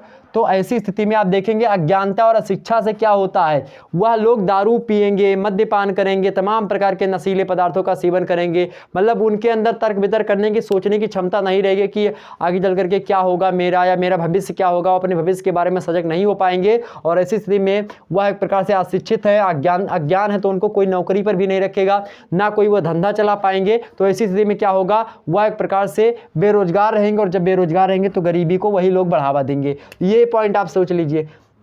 नेक्स्ट पॉइंट आपका कौन सा है, सामाजिक कुप्रथाएं। कुछ सामाजिक कुप्रथाएं ऐसी हैं जिसके कारण से भारत में बात की जाए निर्धनता बढ़ी। कौन सी कुप्रथाएं, जैसे कि बात की जाए मृत्यु भोज हो गया, हिंदू समाज में बात की जाए मृत्यु भोज, कोई अगर मर जाता है व्यक्ति तो उसके लिए चलो पूरे के पूरे एक प्रकार से गाँव को खिलाओ, और पूरे बहुत खिलाना पीना, मरने के बाद में भी खिलाओ, मरने से पहले, यानी शादी आपकी अगर जो है एक प्रकार शादी आपकी किसी की करनी है, शादी से पहले आप खिलाना प्रारंभ कर दो, 10-12 दिन से वो खिलाओ उसको, सभी लोगों को बुला करके, उसके बाद में दहेज दो, या एक प्रकार से शादी में तमाम प्रकार के लोगों को लेकर के जाओ, सभी लोगों को बुला करके वहां पर। तो ये सब क्या है, ये कुप्रथाएं हैं, इनसे फोकट में पैसा खर्च होता है, और ये पैसा वो अपने एक प्रकार से अपने ऊपर या अपने शरीर के ऊपर या अपने एक प्रकार से आश्रितों के ऊपर ना खर्च कर करके, या जो है समाज में दिखाने के लिए अपने आप को फर्जी में जो है ये सब चीजें करते हैं, आकाश में गोला दागते हैं, ठीक, पैसे में आग लगाने का एक प्रकार से प्रयास करते हैं। तो ये सामाजिक कुप्रथाएं हैं जो कि एक प्रकार समाज में व्याप्त हैं। इसके कारण से लोग जो है एक प्रकार से कर्जा ले लेंगे, लेकिन वो शादी में एक प्रकार से गोले आकाश से यानी चंद्रमा के ऊपर दागने का प्रयास करेंगे। तो यहाँ पर ये सामाजिक कुप्रथाएं जिसके कारण से गरीबी अधिक मात्रा में बढ़ी है।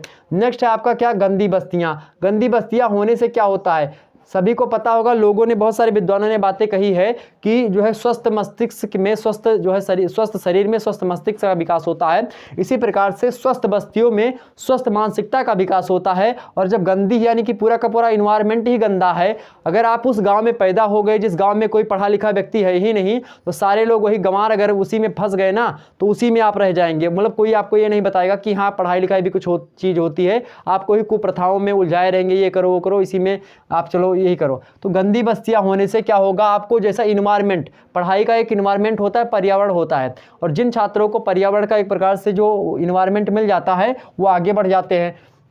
तो पर्यावरण जो होता है वह सही होना चाहिए। तो इसलिए गंदी बस्ती जो भी होंगी वहाँ के लोग क्या होंगे, उनकी सोच गंदी हो जाएगी, और जब सोच गंदी तो जाहिर सी बात है वह निर्धन रहेंगे व्यक्ति। नेक्स्ट है आपका निम्न स्वास्थ्य, मतलब बहुत सारे भारत में बात की है तो निम्न स्वास्थ्य मतलब स्वास्थ्य सुविधा भी उतनी मात्रा में गाँव तक नहीं पहुँच पाती, या फिर ऐसे क्षेत्रों तक नहीं पहुँच पाती जहाँ पर लोग एक प्रकार से बहुत सारे रोगों से पीड़ित हैं, उनको निःशुल्क नहीं मिल पाता कोई चीज़। तो ऐसी स्थिति में वह क्या है, वह स्वास्थ्य उनका सही नहीं रहता, और जब किसी व्यक्ति का स्वास्थ्य नहीं सही रहेगा तो वो काम सही तरीके से नहीं कर पाएगा, और जब काम नहीं करेगा तो बेरोजगार रहेगा, और जब बेरोजगार रहेगा तो गरीबी वैसे ही झेलना पड़ेगा उसको। ये यहाँ पर पॉइंट था आपका। तो ये सामाजिक कारण थे जो कि जो है किसको बढ़ाते थे, तो ये निर्धनता को बढ़ाने वाले थे, जो हमने आपको बता दिया। नेक्स्ट कौन सा है, राजनीतिक कारण। राजनीतिक कारण कौन सा है, जिसे देखिए अंग्रेजी राज्य। अंग्रेजी राज्य से क्या तात्पर्य है, भारत में अंग्रेजों का शासन लगभग 200 साल तक रहा। कितने साल तक रहा, लगभग 200 साल तक, लगभग 200 साल तक भारतीयों पर शासन कौन करते हैं भाई, कौन करते हैं, तो लगभग 200 साल से 250 साल तक शासन करते हैं कौन, अंग्रेज लोग। और वही अंग्रेज लोग क्या करते हैं, भारत की जितनी भी धन संपदा है उसको बटोर बटोर करके इंग्लैंड में ले जा करके थोप आते थे, वहीं पर रखाते थे। अब भारत क्या होगा, धीरे धीरे गरीब होता चला जा रहा है। तो ऐसी स्थिति में जो पूंजी है या फिर जो पहली अपना बेस था, भारत का बेस था, यानी भारत का जो आधार था, वह सभी अंग्रेज लोग चूस चुके हैं एकदम से। अब भारत को नई तरीके से फिर से जो है एक प्रकार से आगे बढ़ना पड़ा, इसके कारण से भी गरीबी में वृद्धि हुई भारत में। नेक्स्ट है युद्ध और सांप्रदायिक हिंसा। द्वितीय विश्व युद्ध हो चाहे प्रथम विश्व युद्ध, इसमें बहुत सारे लोगों को क्या हुई, जनधन हानियां ही होती हैं। युद्ध होता है तो फर्जी में गोला तोप बारूद बंदूक ये सब खरीदोगे आप, और फर्जी में जाओगे, मतलब चाहे आप आज किसी से आप झगड़ा करोगे तो 1-2 साल पीछे ही जाओगे। क्यों पीछे जाओगे, क्योंकि आप झगड़ा करोगे, उसके बाद में क्या होगा, थाना पुलिस होगा, पुलिस को आप इधर उधर से जा करके तमाम प्रकार के दौड़ो धूपोगे, पैसे खर्चोगे बहुत सारे, तो आप पीछे जाओगे। जो कार्य आपको करना था वो कार्य नहीं कर पाएंगे, आप जो है थाना कचहरी में फंसे रहेंगे। तो ऐसी स्थिति में युद्ध जो होता है, फिर कोई झगड़ा हो वो नहीं करना चाहिए। इसके कारण से भी क्या होता है, बहुत सारे लोग गरीब हो जाते हैं। ठीक, तो युद्ध हुआ तो भी किसी भी देश में अगर युद्ध होता है लगातार, आप भारत में भी बहुत सारे युद्ध हुए, चीन से युद्ध हुआ, पाकिस्तान से युद्ध हुआ, और पाकिस्तान से 2 बार युद्ध हुआ। तो इसी स्थिति में क्या हुआ, गरीबता भी इससे बढ़ी है, और सांप्रदायिक हिंसे, बहुत सारे सांप्रदायिक हिंसे होते हैं, जैसे हिंदू मुस्लिम हिंसे बहुत सारे आप देखते होंगे इधर उधर से होते हैं। तो उसमें क्या होती है, जनधन हानियां ही होती हैं, लोग मरते हैं, और बहुत सारे लोगों का एक प्रकार से घर वगैरह भी उड़ जाता है। आप दिल्ली में सांप्रदायिक हिंसा हुआ था अभी हाल फिलहाल में, आपने देखा होगा, उसमें बहुत सारी जनधन हानियां हुई हैं। ठीक, तो ये चीज़ें अपना समय सबसे पहली बात क्या, झगड़ा करने में क्या समय क्या नष्ट हो रहा है, सबसे पहली बात समय नष्ट हो रहा है। दूसरी बात क्या, आपकी ताकत, यानी कि जो आपकी ताकत है, मतलब कि जो ऊर्जा है आपकी, उस ऊर्जा का भी हनन हो रहा है, ऊर्जा का भी नष्ट हो, मतलब कि खात्मा हो रहा है। साथ ही साथ ऊर्जा के साथ साथ आपका समय, ऊर्जा, और उसके बाद में आपका जो पैसा है, पैसा भी खत्म हो रहा है। आपकी इज्जत जो है, आपकी इज्जत मर्यादा जो समाज में थी वह भी खत्म हो गई, वह भी, यानी कि सब का सब एक प्रकार से खत्म हो जा रहा है। और खुदा न खास्ता अगर आपको उसने मार दिया, अगर आपने मतलब कि आपको उसने मार दिया, आपने उसको मार दिया, तो भी आप थाना पुलिस, यानी कि आपको जेल होगी, आप सजा काटोगे। अगर उसने आपको मार दिया तो आप अपने एक प्रकार से बात कीजिए, आप अपने शरीर से किसी न किसी अंग से एक प्रकार से मतलब कि जो है रूबरू, मतलब कि अपने अंग से अलग हो जाएंगे। मतलब मान लेते आपके जो सर पे मार दिया किसी ने लाठी, तो आपका सर फट जाएगा, तो उससे क्या हो गया, आपकी शरीर की भी हानि होगी। मतलब शारीरिक हानि तो होगी ही, यहाँ पर देखिएगा शारीरिक हानि होगी, शारीरिक हानि, कभी झगड़ा मत करिएगा किसी से, शारीरिक हानि होगी, और साथ ही साथ क्या होगी, मानसिक हानि भी होगी। आप झगड़े के बारे में सोचेंगे कि हमने ऐसे क्यों नहीं पटका उसको, ऐसे क्यों नहीं पटका, तो तमाम प्रकार की हानियां आप देख सकते हो झगड़े से। तो इस प्रकार से युद्ध और सांप्रदायिक हिंसा कभी मत करिएगा। और जो भी सांप्रदायिक हिंसा वगैरह आप देखते हैं, बड़े बड़े लोग ही करवाते हैं, छोटे मोटे लोग सांप्रदायिक हिंसा नहीं करवाते हैं, बड़े लोगों का हाथ इसमें होता है, बिल्कुल इसमें कहने की कोई बात नहीं है। क्योंकि वह हिंसा इसीलिए होती है क्योंकि वोट बैंक उनका मजबूत हो, उसी में किसी को सहानुभूति देंगे, किसी के प्रति गलत बोलेंगे, ये बोलेंगे, जिससे मीडिया उनके एक प्रकार से पहुंचे, हाँ सर, हाँ सर, ये सर, तो ये चीज़ें होती है ना इसमें। तो इसमें आप बहुत इसको कभी देखेंगे सांप्रदायिक हिंसा में कभी भी भाग ना लेंगे, बिल्कुल भी कभी भी इससे हमेशा दूर रहें, और दूर रहने में आपका भी फायदा और सबका फायदा है, बात ध्यान रखेंगे। ओके, नेक्स्ट है आपका नरम राज्य। भारत क्या है, नरम राज्य है, मतलब नरमपंथी विचारधारा का रहा है। जो भी लोग एक प्रकार से भारत पे जो भी कानून बना, मतलब कि विदेशों से कानून बना, उसको भारत ने माना, कभी एक प्रकार से अडिग नहीं हुआ किसी मुद्दे को लेकर के। तो यह भी एक प्रकार से नरम राज्य होने के कारण से भारत में क्या हुआ है, गरीबी को बढ़ावा मिला है। तो इतने पॉइंट्स से जो हमने आपको बता दिए, अब आगे थोड़ा सा और कारण को हम समझ लेते हैं, उसके बाद में हम परिणाम की ओर चर्चा करते हैं। चलिए प्रारंभ करते हैं। अब हम समझते हैं जनसंख्यात्मक कारक के बारे में। जनसंख्यात्मक कारण क्या होता है भाई? जनसंख्यात्मक कारण वह कारण होते हैं जैसे कि जनसंख्या अधिक मात्रा में भारत की बढ़ रही है। लगातार आप देख रहे होंगे जनसंख्या बढ़ रही है। जनसंख्या क्यों बढ़ रही है? क्योंकि लोग क्या हैं, अशिक्षित हैं। अशिक्षित होने के कारण से जनसंख्या में तीव्र गति से वृद्धि हो रही है। माल्थस की थ्योरी आपने देखा होगा कि जो है उत्पादन के साधनों में या फिर उपयोग के साधनों में जिस गति से वृद्धि हो रही है, उसकी एक प्रकार से वह तो मतलब जैसे कि जो उत्पादन के साधन, मतलब मान लेते हैं कि एक जैसे व्यक्ति जो बढ़ रहा है, माल्थस ने कहा, माल्थस एक व्यक्ति है, माल्थस एक व्यक्ति, उन्होंने अपनी थ्योरी दी। उस थ्योरी में कहा कि जो जनसंख्या है वह जनसंख्या कैसी बढ़ रही है, गुणोत्तर श्रेणी में बढ़ रही है। जनसंख्या जो है वह गुणोत्तर श्रेणी में बढ़ती है, जनसंख्या गुणोत्तर श्रेणी में बढ़ती है। जबकि मेरे प्यारे दोस्तों जो आपकी जो है उत्पादन के साधन हैं, उत्पादन के साधन जो हैं वह उत्पादन के साधन जो बढ़ते हैं वह कौन सी श्रेणी में बढ़ते हैं? तो वह मेरे प्यारे दोस्तों समानांतर श्रेणी में बढ़ते हैं, समानांतर श्रेणी में बढ़ते हैं। ओके, ये समानांतर श्रेणी गुणोत्तर श्रेणी क्या समझते हैं? जो गुणोत्तर श्रेणी होती है उसका मतलब क्या होता है कि मान लेते हैं 1, 2, 4, 8, 16, 32, मतलब ऐसे बढ़ रही कि आज एक जनसंख्या बढ़ी तो कल को क्या बढ़ी, 2 बढ़ गई, परसों को कितनी बढ़ गई, 4 बढ़ गई, 2 दूना 4, 4 दूना 8, मतलब इसी प्रकार से दुगुना करते चले जाओ। ये इस प्रकार से ये गुणोत्तर श्रेणी है।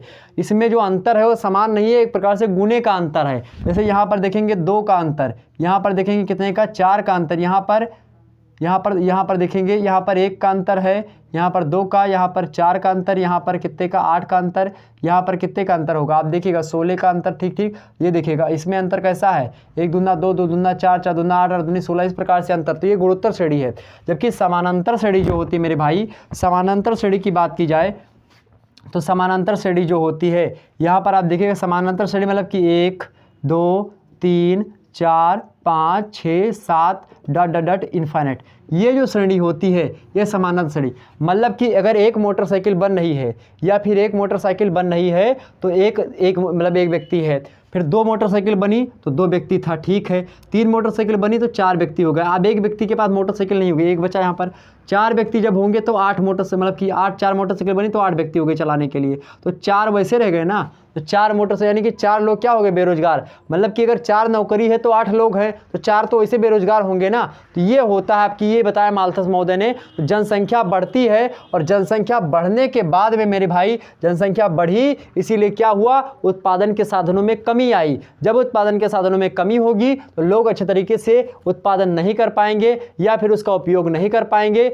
इसके परिणाम स्वरूप होगा क्या, इसके परिणाम स्वरूप यही होगा कि जनसंख्या एक प्रकार से कारण बन जाती है निर्धनता को बढ़ावा देने के लिए। अधिक मात्रा में जनसंख्या हो जाएगी तो आपको ना तो नौकरी मिलेगी, ना तो आप कितने लोग यार चाय की दुकान खोलोगे, कितने लोग ठेला लगाओगे सब्जी का, क्या करोगी। तो कहीं ना कहीं पे निर्धनता को बढ़ावा कौन दे रहा है, जनसंख्या दे रही है। यह बात आप अपने दिमाग में बैठा लीजिए, जनसंख्यात्मक कारण मोस्ट इंपॉर्टेंट कारण है। ओके, नेक्स्ट है आपका व्यक्तिगत कारण। कुछ व्यक्तिगत कारण भी भारत में आप देख सकते हैं निर्धनता के। पहली बात क्या है, भारत के लोग क्या है, अधिक से ज़्यादा आलसी हैं। और बहुत सारे लोग आप देखेंगे अपने समाज में, आपने इधर उधर मिल जाएंगे आस पड़ोस में, वो मतलब क्या है, आलसी बहुत ज़्यादा हैं। और आलस्य होने के कारण से क्या, आलसी होने के कारण से वह कोई काम करना पसंद नहीं करते। हर एक काम में क्या, हर एक चीज़ का काट निकाल लेते हैं। कोई चीज़ उनसे कहो कि ये चीज़ करोगे तो कहेंगे अरे ये नहीं करेंगे, इसमें ये घाटा। तो केवल आलसी है, इसीलिए उनका सोच उतनी तक है, वो नहीं कर पाएंगे। नेक्स्ट आप निष्क्रियता। आलसी है और आलसी व्यक्ति हमेशा निष्क्रिय ही होता है, वो सक्रिय कभी हो ही नहीं सकता। जो व्यक्ति आलसी है, आलस्य कुतो विद्या, अविद्या कुतो धनम, धन से कुतो मित्रम, मित्र से कुतो सुखम। आलस्य है अगर आपके पास तो आपको विद्या कहाँ, अगर विद्या नहीं है तो आपको धन की प्राप्ति नहीं हो सकती, दैट इज इम्पॉसिबल। नहीं हो सकती। और अगर आपके पास विद्या नहीं है और अगर आपके पास धन नहीं है तो आपको अच्छे मित्र नहीं मिल सकते, और जब आपको अच्छे मित्र नहीं मिल सकते या अच्छे साथी नहीं मिल सकते तो आपको कोई सुख नहीं प्रदान कर सकता, मतलब कि तो आपको खुशी नहीं मिलेगी। अलसस्य कुतो विद्या अविद्यस्य कुतो धनम आधनस्य कुतो मित्रम मा मित्रस्य कुतो सुखम।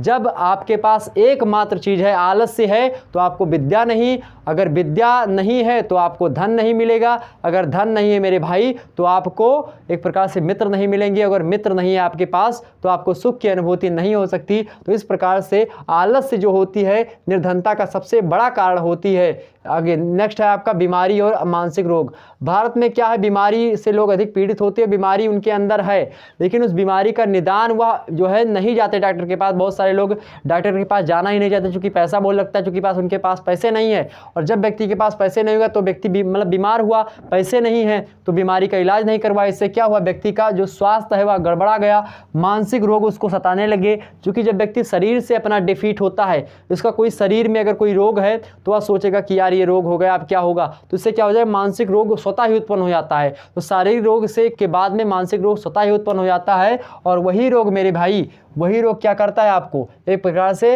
निष्क्रिय बनाए रहता है और आलसी बनाए रहता है। क्योंकि रोगी है इसलिए वह निष्क्रिय बना रहता है, आलसी बना रहता है, तो आपको धन की प्राप्ति होगी नहीं, तो आप हमेशा गरीब बने रहेंगे। नेक्स्ट है, या फिर बीमारी होगी तो मान लेते हैं आपने इलाज करवाया तो बहुत सारे पैसे खर्च हो गए, उससे कारण से आप कर्ज में चले गए तो आप निर्धन हो गए, कई कारण हो सकते हैं। तो ठीक, यहाँ पर व्यक्तिगत कारण में है। नेक्स्ट है आपका दुर्घटना एवं दुर्व्यसन। दुर्व्यसन मतलब क्या होता है, दूसरे के साथ मतलब कि गलत संगत में पड़ जाना, या फिर प्रकार से गलत जो है नेचर करना, या फिर तमाम प्रकार की जो गलत चीज़ें उनका सेवन करना, या वैसे कार्य करना जो कि समाज की दृष्टि से अवेलेबल नहीं है, उसको दुर्व्यसन कहते हैं। तो यहाँ पर दुर्घटना, किसी की मान लेते हैं कि एक्सीडेंट हो गया, एक्सीडेंट में क्या हो जाता है, दुर्घटना हुई, एक्सीडेंट हुआ, अब फर्जी में पैसा चला गया उसका, तो कहीं ना कहीं पे ये भी तो एक प्रकार से व्यक्तिगत कारण, चूंकि अपने व्यक्तिगत कारण से ही दुर्घटना होती है। अब गाड़ी खूब तेज से चला रहे हो, अब फर्जी में या गाड़ी लड़ाए तो उसका गाड़ी का भी आप खर्चा करो, बनवाओ उसको, उसके बाद में अपना खुद जैसे पैर और टूट गया तो उसके में प्लास्टर बनवाओ, तो ये चीज़ें हो गई। तो ये क्या हो गया, ये 3 कारण ये हमने बता दिए व्यक्तिगत कारण। नेक्स्ट है अन्य कारण। अन्य कारण अदर रीजन्स जो है, व्यक्तिगत कारण को एक प्रकार से क्या बोल सकते हैं, प्रॉपर एक प्रकार से या प्रॉपर रीजन्स बोल सकते हैं निर्धनता के, ठीक, proper reasons of poverty. Okay, next है आपका सुधार नीतियों की विफलता। भारत सरकार के द्वारा निर्धनता को समाप्त करने के लिए बहुत सारी नीतियां बनाई जाती हैं, लेकिन पहले जो किसी व्यक्ति ने ठीक ही कहा था कि अगर 1 रुपया वहाँ से अगर आता तो उसका 10 पैसा जो है आम जनता तक पहुँच पाता है, तो कहीं ना बीच में सब लोग खा जाते हैं उसको। तो अन्य कारणों में सुधार नीतियां जो चलाई जाती हैं सरकार के द्वारा वह सही तरीके से लागू नहीं हो पाती, वह विफल हो जाती है, इसलिए जनसंख्यात्मक इस प्रकार से जनसंख्या क्या है, निर्धन बनती चली जा रही है, और निर्धनता की समस्या एक जटिल समस्या बनती चली जा रही है। निर्धनता बात की जाए तो एक भारत की समस्या नहीं, निर्धनता एक विश्वव्यापी समस्या है। इस विश्वव्यापी समस्या से निदान पाने के लिए बहुत सारे अंतर्राष्ट्रीय संगठन भी हैं, बहुत सारे सरकारी संगठन भी हैं जो आज वर्तमान परिप्रेक्ष्य में कार्य कर रहे हैं, जिसके कारण से ये सारी चीज़ें समाप्त हो सकती हैं। अब आइए हम बात कर लेते हैं निर्धनता के परिणाम कैसे, मतलब कि निर्धनता को कैसे ख़त्म किया जाता है, उसके मतलब निर्धनता कैसे ना आए समाज में, उसके परिणामों को, थोड़ा परिणाम बोल रहे हैं मैं, निर्धनता के मतलब उपाय, निर्धनता को कैसे ख़त्म किया जाए उसके उपाय को समझ लेते हैं, उसके बाद में हम जो है क्लास को आपको छोड़ेंगे। ओके, 1 घंटे की क्लास हो चुकी है, अब आगे थोड़ा सा समझ लीजिए, थोड़ा सा पॉइंट बचा हुआ है आपका। तो अब हम नेक्स्ट बात करेंगे निर्धनता समाप्ति के जो है कौन कौन से उपाय या फिर सुझाव दिए जा सकते हैं। तो कुछ सुझाव हमने आपके सामने बोर्ड पर लिख दिया है, इन सुझावों को देखें, लगभग 20 सुझाव मैं आपको बताने का प्रयास करूंगा। अगर ये सुझाव आपको अच्छे लगते हैं तो इस पर एक प्रकार से आप सभी लोग इन सुझावों को भी करने का प्रयास करें, और सरकार को भी इन सुझावों पर ध्यान देना चाहिए। और एग्जाम्स में आपसे पूछेगा तो इन सुझावों को आप एग्जाम्स में लिख दीजिएगा एक जिम्मेदार नागरिक होने के तदुपरांत। आप क्या करेंगे मेरे भाई, सबसे पहला जो है मुद्दा कौन सा है, सबसे पहला चीज़ है हम समझने का प्रयास करते हैं। सबसे पहला आपका क्या है, बेकारी को दूर करना। सबसे पहले जो व्यक्ति बेकार पड़े हुए हैं, बेरोजगार हैं, उनको रोजगार की एक प्रकार रोजगार के साधनों को उपलब्ध करवाया जाए ताकि वह व्यक्ति बेकार ना पड़े रहें वैसे फर्जी में। तो जिनके पास काम धंधा कुछ नहीं है, चाहे वह मनरेगा की कोई योजना हो या फिर तमाम प्रकार की योजना सरकार के द्वारा लागू कर दी जाए, जिससे वो जो बेकार लोग पड़े हुए हैं उनको कुछ आय के साधन मिल जाए, कुछ काम पर लगा दीजिए। तो बेकारी अगर दूर हो जाएगी तो निर्धनता समाप्ति का पहला चरण हो जाएगा। नेक्स्ट है आपका जनसंख्या पर नियंत्रण। जनसंख्या पर नियंत्रण अगर कर लिया गया, सरकार ने जनसंख्या नियंत्रण के बहुत सारे कानून बनाए, परिवार नियोजन के बारे में उनको उचित शिक्षा दी जाए लोगों को, जिससे क्या हो जनसंख्या पर नियंत्रण किया जा सके। यूपी में 2 चाइल्ड पॉलिसी योगी बाबा ने ला रखी है, तो कहीं ना कहीं वो बहुत अच्छा कदम है एक प्रकार से निर्धनता समाप्ति के हेतु। जनसंख्या पर नियंत्रण अगर रखना है, जनसंख्या पर नियंत्रण अगर रख सकते हैं तो सबसे पहले परिवार नियोजन की शिक्षा समाज में होनी चाहिए। हर एक बच्चे को परिवार नियोजन के बारे में विधिवत रूप से जानकारी प्राप्त होनी चाहिए। गांव-गांव में प्रचार होना चाहिए कि हाँ परिवार नियोजन के जो कार्यक्रम है या फिर जो उनके प्रोडक्ट्स हैं उनको यूज किया जाए। तो जनसंख्या पर नियंत्रण करना सबसे बड़ी बात, सबसे अच्छी बात होगी निर्धनता को समाप्ति करने के लिए। दूसरा ये आपका सुझाव हो सकता है। नेक्स्ट आपका सुझाव क्या आप बता सकते हैं कि कृषि व्यवस्था में सुधार किया जाए। क्या कृषि व्यवस्था में सुधार किया जाए? जो कृषि है उन्नत किस्म के बीजों का प्रयोग करें ताकि 1 बीघे में लगभग 5 से 6 कुंटल गेहूं की उपज हो सके, या फिर ऐसे जो है di urea, diammonium sulphate तमाम प्रकार के जो हैं उनका प्रयोग करें ताकि जो है कम समय में ज़्यादा से ज़्यादा जो है फसल उत्पादित हो सके। तो उन्नत किस्म की बीजों का प्रयोग, उन्नत किस्म के औजारों का प्रयोग किया जाना चाहिए खेती के लिए। ठीक, तो ये भी ठीक ठाक है। नेक्स्ट आप क्या करेंगे? तीव्र आर्थिक विकास करें। सरकार को चाहिए कि तीव्र मतलब कि अच्छे तरीके से क्या करें? आर्थिक विकास करें। ठीक, बहुत तेज गति से आर्थिक विकास करें जिसके कारण से क्या हो, लोगों को रोजगार के अवसर प्राप्त हो सके। इससे भी क्या हो सकता है, निर्धनता को हम कम कर सकते हैं समाज में। नेक्स्ट है साधनों का विकास या साधनों का उचित वितरण। साधनों का उचित वितरण अर्थात जो साधन हैं वो किसी एक व्यक्ति के पास जाकर के ना टिक जाएं। हर एक व्यक्ति को हर एक काम करने के लिए स्वतंत्र कर दिया जाए। हर एक व्यक्ति को जो है प्रकार से साधनों का उचित वितरण मतलब कि उसको उसके हिसाब से, उसकी योग्यता के हिसाब से हर चीज़ मिल सके, इसको भी अगर कर दिया गया तो कहीं ना कहीं पे निर्धनता को काफ़ी हद तक हम समाप्त कर सकते हैं। नेक्स्ट आपका भ्रष्टाचार का उन्मूलन। नेक्स्ट सबसे महत्वपूर्ण है, भ्रष्टाचार को अगर हमने खत्म कर दिया तो सही तरीके से बेकारी को हम दूर कर लेंगे, जनसंख्या पर नियंत्रण, हर एक कार्य सम हो जाएगा। बस हम क्या करें, भ्रष्टाचार को खत्म कर दें। मतलब भ्रष्टाचार समझते हैं ना आप? भ्रष्टाचार मतलब क्या होता है? जो बड़े बड़े लोग जो होते हैं भ्रष्टाचार करते हैं या रिश्वत लेना हुआ है, तमाम प्रकार की चीज़ें होती हैं, घोटाला वगैरह। तो भ्रष्टाचार अगर खत्म हो गया तो निर्धनता जाहिर सी बात है खत्म हो जाएगी। नेक्स्ट है आपका सामाजिक कुप्रथाओं को समाप्त करना। सामाजिक जो कुप्रथाएं हैं अर्थात जो मृत्यु भोज हो गया, चाहे शादी विवाह में ज़्यादा खर्च करना जो करते हैं, उनको अगर समाप्त कर दिया गया तो ऐसी कुप्रथाएं जो मान्यताएं पहले चली आ रही उनके चक्कर में आप फर्जी में पड़े हुए हैं और बहुत अधिक मात्रा में धन खर्च कर रहे हैं। तो सामाजिक कुप्रथाओं को अगर हम समाप्त कर देते हैं, सामाजिक कुप्रथाओं को अगर हम समाप्त कर देते हैं तो निर्धनता निश्चित तौर पर कुछ कम हो जाएगी। नेक्स्ट क्या है आपका शिक्षा का प्रचार प्रसार। क्या अगर जितने अधिक मात्रा में हम शिक्षा का प्रचार प्रसार करेंगे तो जाहिर सी बात है निर्धनता को हम काफ़ी हद तक कंट्रोल में कर ले जाएंगे, काबू में कर लेंगे। तो सामाजिक कुप्रथाओं को समाप्त करना एक सबसे बड़ा एक प्रकार से सुझाव है निर्धनता को लेकर के। नेक्स्ट आपका कौन सा है? ये शिक्षा का प्रचार प्रसार बहुत इंपॉर्टेंट है। नेक्स्ट है आपका कौन सा? योजना की कमियों को दूर करना। जो सरकार के द्वारा, चाहे वो राज्य सरकार के द्वारा हो, चाहे केंद्र सरकार के द्वारा हो, चाहे राज्य सूची या फिर केंद्र सूची या फिर समवर्ती सूची का ही विषय क्यों ना हो, उसमें एक प्रकार से सरकारों को निश्चित तौर पर उसमें हस्तक्षेप करना चाहिए और जो योजना है उन कमियों को विधिवत रूप से उसका विरोध भी करें, उसका समर्थन भी करें, चाहे वो सरकार में हो चाहे ना हो। तो योजना की जो कमियां हैं उनको दूर करें, सबसे महत्वपूर्ण फैक्टर यह है। तो इससे क्या होगा, निर्धनता दूर हो सकेगी, जो कि लोगों तक उनके मतलब लोगों तक उनकी चीज़ें पहुँच सकेंगी। ओके, मतलब जो सामान्य नागरिक है उन तक सारे जो सरकार के द्वारा दी गई चीज़ें हैं, योजना का लाभ है, उनको मिल सकेगा।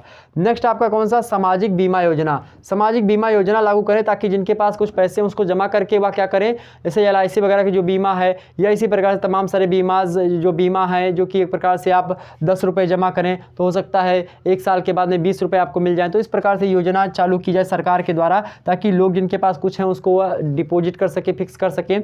ठीक, तो ये चीज़ें हो सकती हैं, इससे निर्धनता काफ़ी हद तक समाप्त की जा सकती है।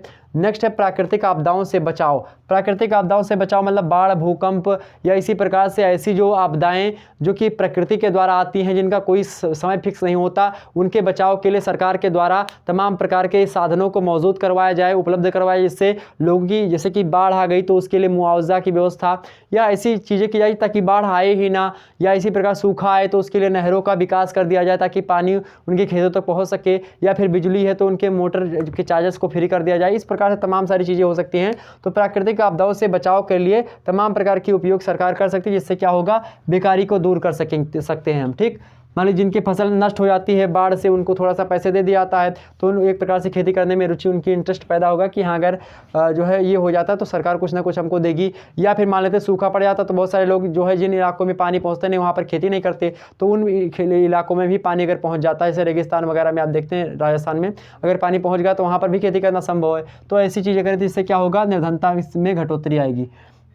नेक्स्ट है आपका मद्यपान निषेध, अर्थात दारू, शराब, गांजा, बीड़ी, जो अफीम या सिगरेट होता है जो कि फर्जी का लोग खाते पीते रहते हैं। जो पैसे, जिन पैसों से उनको क्या करना है, अपने परिवार का पालन पोषण करना है, भोजन के साधन इकट्ठे करने हैं, उन्हीं पैसों से वह दारू पी लेते हैं, उसी से गांजा फूंकते हैं, उसी से गुटखा, बीड़ी ये सब जो है उसका सेवन करते हैं, सिगरेट पीते हैं। तो वो चीज़ें अगर उनको हम कंट्रोल में कर लें, जितने पैसे से वह गुटखा या फिर अन्य प्रकार के मद्यपान करते हैं, दारू पीते हैं, तमाम प्रकार की चीज़ों में पैसे खर्च करते हैं, उन्हीं पैसों से अगर वह अपने परिवार का पालन करेंगे तो जाहिर सी बात है क्या हो जाएगा, निर्धनता में कमी आएगी। ठीक। नेक्स्ट आपका कौन सा है, गंदी बस्तियों को समाप्त करना। जो गंदी बस्तियां हैं उनको समाप्त की जाए और वो एक प्रकार से अच्छी सोसाइटी की स्थापना करवाइए, सरकार के द्वारा हो और चाहे बड़ी पूंजीपतियों के द्वारा हो। इससे क्या होगा, लोगों में माहौल बनेगा और जब माहौल होगा तभी पढ़ाई अच्छी तरीके से होगी, जब शिक्षा होगी तब ज्ञान का विकास होगा और जब ज्ञान का विकास होगा तो क्या होगा, जनसंख्या में भी कमी आएगी और जब जनसंख्या में कमी आएगी तो बेरोजगारी दर में भी कमी आएगी और जब बेरोजगारी दर में कमी आएगी तो रोजगार का दर बढ़ेगा और जब रोजगारी की दर बढ़ेगी तो जीडीपी ऑटोमेटिक भारत की बढ़ेगी और जब जीडीपी किसी देश की बढ़ती है तो प्रति व्यक्ति आय बढ़ती है। प्रति व्यक्ति आय का मतलब क्या होता है, हर व्यक्ति कमा रहा है, कितने पैसे कमा रहा है, कैसे कमा रहा है, ये चीज़ें होती हैं। यहाँ पर ये चीज़ समझ। नेक्स्ट आपका सुझाव हो सकता है स्वास्थ्य संरक्षण, मतलब कि स्वास्थ्य का व्यवस्था की जाए कि फ्री में या फिर स्वास्थ्य मिल जाए नज़दीक से, कि लोगों को एक प्रकार से अगर बीमार हुए तो उनके लिए इलाज की व्यवस्था हो जाए, तो इसकी उचित व्यवस्था हो जाए। तो इससे भी निर्धनता, क्योंकि जो व्यक्ति स्वस्थ नहीं रहेगा तो वो काम नहीं कर पाएगा, वो अपने जो शारीरिक ऊर्जा है उसका एक प्रकार से जो दैनिक की ऊर्जा है उनमें कन्वर्ट नहीं कर पाएगा, अपने आप को कार्य नहीं करवाने में सक्षम समझेगा। तो ऐसी स्थिति में क्या होगा, वो आलस्य या निष्क्रियता का एक प्रकार से उस पर प्रभाव पड़ेगा और वह निर्धनता की कैटेगरी में आ जाएगा। नेक्स्ट है आपका प्राकृतिक साधनों का पूर्ण दोहन किया जाए। प्राकृतिक साधनों का अगर पूर्ण दोहन, यानी कि जो प्रकृति के द्वारा हमको खेत जैसे हमने बताया राजस्थान का जो मिट्टी है वहाँ पर मान लेते पानी पहुँचा दिया जाए तो इससे क्या हो जाएगा, प्राकृतिक साधन है चूंकि वह, तो इससे क्या हो जाएगा, वहाँ पर खेती कर लेंगे जिससे मात्रा से, जिसके कारण से वहाँ के लोग लाभ कमा सकते हैं। या जो प्राकृतिक साधन है यानी कि जो विद्युत है, जल है, उससे विद्युत उत्पन्न कर लिया जाए, ये तमाम प्रकार की चीज़ें हो सकती। तो प्राकृतिक जो साधन है उनका हम पूरा का क्या कर लें, पूरा का पूरा उपयोग करें और उचित उपयोग करें। तो इससे क्या होगा, मेरे प्यारे दोस्तों, निर्धनता को हम काफ़ी हद तक समाप्त कर सकते हैं।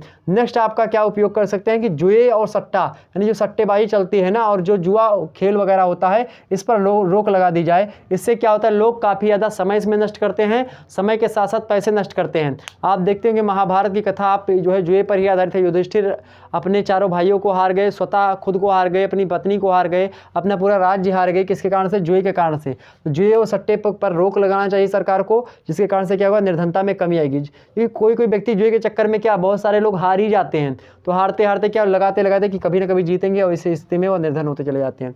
नेक्स्ट आपका क्या है, यातायात के साधनों का उचित विकास हो, जिसके कारण से क्या हो, माल आसानी से एक दूसरे स्थान पर जा सके। तो इसके कारण से क्या होगा, निर्धनता में एक प्रकार से कमी आएगी। और क्यों कमी आएगी, क्योंकि जब यातायात के साधनों का विकास होगा तो यातायात के जो साधन है उनको चलाने के लिए ड्राइवर की आवश्यकता पड़ेगी, तो उसमें भी वह अच्छी खासी भूमिका निभाएंगे लोग, एक व्यक्ति को रोजगार मिल जाएगा। इसके कारण से क्या होगा, जो है सामान हो सकता है कि किसी दूर दराज एरिया में नहीं पहुँच पा रहा था, वह पहुँच जाएगा। तो इससे क्या होगा, निर्धनता के जो उसका टेबल है निर्धनता का, उसमें कमी आएगी। नेक्स्ट है आपका बचत को प्रोत्साहन देना, मतलब ज़्यादा से ज़्यादा यह प्रोत्साहन दिया जाए कि बचत अधिक से अधिक मात्रा में लोगों को करनी है, ज़्यादा खर्च कम करनी है, मतलब खर्च कम करना, बचत अधिक मात्रा में करनी है। इसके लिए प्रोत्साहन किया जाए लोगों को, ठीक, प्रोत्साहन दिया जाए। नेक्स्ट है आपका 19वां नंबर जो है एक प्रकार सुझाव, लोक कल्याणकारी राज्य बनाने के लिए प्रयास किया जाए सरकार के द्वारा। तो एक प्रकार से यह बात नीति निषेध तत्व में यानी कि 36 से लेकर के 51 तक अनुच्छेद में जो DPSPs हैं, directive principles of state policies, उसमें इन बातों का मेंशन भी किया गया भारतीय समाज में, भारतीय संविधान के अंतर्गत। तो ये चीज़ें की जाए कि राज्य को लोक कल्याणकारी बनाया जाए, मतलब कि एक प्रकार से जो गरीब हैं उनको निःशुल्क शिक्षा प्राप्त करवाई जाए, या फिर जो 6 से 14 वर्ष के बालक हैं उनके लिए व्यवस्था की भी गई है, यह सब इसी के अंतर्गत किया था, जिसके कारण से क्या होगा, जो है निर्धनता में कमी आएगी। नेक्स्ट क्या है आपका, संचार साधनों का विकास। संचार के साधन मतलब कि एक प्रकार से पहले 2G होता था, लोगों का समय नष्ट होता था, तो इसके कारण से क्या होगा, इसके कारण से संचार के साधनों का अगर विकास हो जाएगा, संचार के साधनों का अगर विकास हो जाएगा तो उसके विकास के परिणाम स्वरूप क्या हो जाएगा, निर्धनता में कमी आ सकती है। तो इस प्रकार से आपने ये तमाम सारे मुद्दे देखे, हमने आपको तमाम सारी चीज़ें बताई, एक बार फिर से देखिएगा। बेकारी को दूर कर ले तो निर्धनता समाप्त हो जाएगी, जनसंख्या पर नियंत्रण करना पड़ेगा, कृषि व्यवस्था में सुधार कर लिया जाए, तीव्र आर्थिक विकास कर लिया जाए, साधनों का उचित वितरण हो जाए, भ्रष्टाचार का उन्मूलन किया जा सके, और उसके बाद में किया जाए तो निर्धनता को हम कंट्रोल में कर लेंगे। सामाजिक कुप्रथाओं को समाप्त किया जाए, शिक्षा का प्रचार प्रसार किया जाए, योजना की कमियों को दूर किया जाए, सामाजिक बीमा योजना को लागू किया जाए और प्राकृतिक आपदाओं से बचाव किया जाए। उसके साथ ही साथ मद्यपान निषेध अगर कर लिया जाता तो भी बड़ा इंपॉर्टेंट पॉइंट यह है। और गंदी बस्तियों को समाप्त किया जाए तो भी निर्धनता को हम काफ़ी हद तक कंट्रोल में कर सकते हैं। स्वास्थ्य संरक्षण की उचित व्यवस्था के तदुपरांत क्या होगा, लोग व्यक्ति निष्क्रिय और आलस्य नहीं रहेंगे, इसके कारण से निर्धनता समाप्त हो सकती है। प्राकृतिक साधनों का पूर्ण दोहन करें हम तो भी निर्धनता को समाप्त कर सकते हैं। सट्टे एवं जुए पर रोक लगा दें तो भी हम इसको समाप्त कर सकते हैं। यातायात के साधनों का विकास करें तो भी हम निर्धनता को समाप्त कर सकते हैं। बचत को प्रोत्साहन दें। लोक कल्याणकारी राज्य बनाने के लिए राज्य सरकार के द्वारा प्रयास किया जाना चाहिए। देश केंद्र राज्य का मतलब यहाँ पर मेरा राज्य का मतलब यहाँ पर देश से है या फिर राष्ट्र से है, ठीक है, ध्यान रखेंगे। और नेक्स्ट है आपका संचार साधनों का विकास किया जाए, जिसके कारण से इन सभी कारणों को अगर अपना लेता कोई भी जो है सरकार तो यहाँ पर निर्धनता की समाप्ति की जा सकती है। ये तमाम सारे मुद्दे जो हमने आपको बताए, एक बार सभी लोग स्क्रीनशॉट लीजिएगा, फटाफट से स्क्रीनशॉट ले लीजिए, बड़ा इंपॉर्टेंट पॉइंट है ये सारे के सारे मुद्दे। ओके, तो हमने क्या क्या समझा, हमने आपको निर्धनता की परिभाषा बताई, निर्धनता का अर्थ समझाया, निर्धनता के एक चार्ट बनाया कि उसमें गरीब कौन होता है, निस्सहाय कौन होता है और बहुत ज़्यादा गरीब कौन होता है, उसकी हमने सांचा मतलब कि ढांचा आपके सामने प्रस्तुत कर दिया। उसके बाद हमने निर्धनता के कारण को समझ लिया। निर्धनता के कारण के बाद में हमने निर्धनता के जो उपाय हैं, निर्धनता की समाप्ति के जो उपाय हैं या सुझाव हैं, उनके बारे में हमने अच्छे तरीके से जान लिया। ओके, वीडियो कैसा लगा एक बार वीडियो को कमेंट सेक्शन में बताने का प्रयास करें। वीडियो अच्छा लगा तो वीडियो को लाइक और शेयर कर दीजिएगा। आगे और भी ऐसी कक्षाएं आपको चाहिए तो वीडियो को लाइक और चैनल को ज़्यादा से ज़्यादा सब्सक्राइब करें। एक व्यक्ति 10 व्यक्ति को सब्सक्राइब करवाएगा, यह आप प्रण करके आइए, तभी मेरे प्यारे दोस्तों आगे क्लासेस आपकी मैं जो है करूँगा।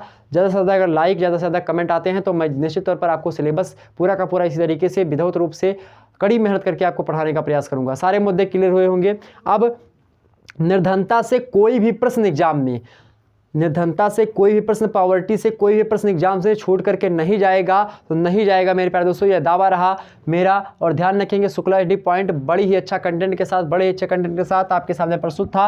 पूरा मुद्दा क्लियर कर दिया हमने। जो व्यक्ति अभी हमारे साथ नए नए जुड़ रहे हैं वह इस वीडियो को अभी अपलोड हो जाएगा वीडियो यूट्यूब पर फ्री में, बिल्कुल इसको देखिएगा आप सभी लोग और इसका लुत्फ उठाइएगा। ओके, सभी लोग ऑनलाइन मात्रा में ही देखने का प्रयास करें।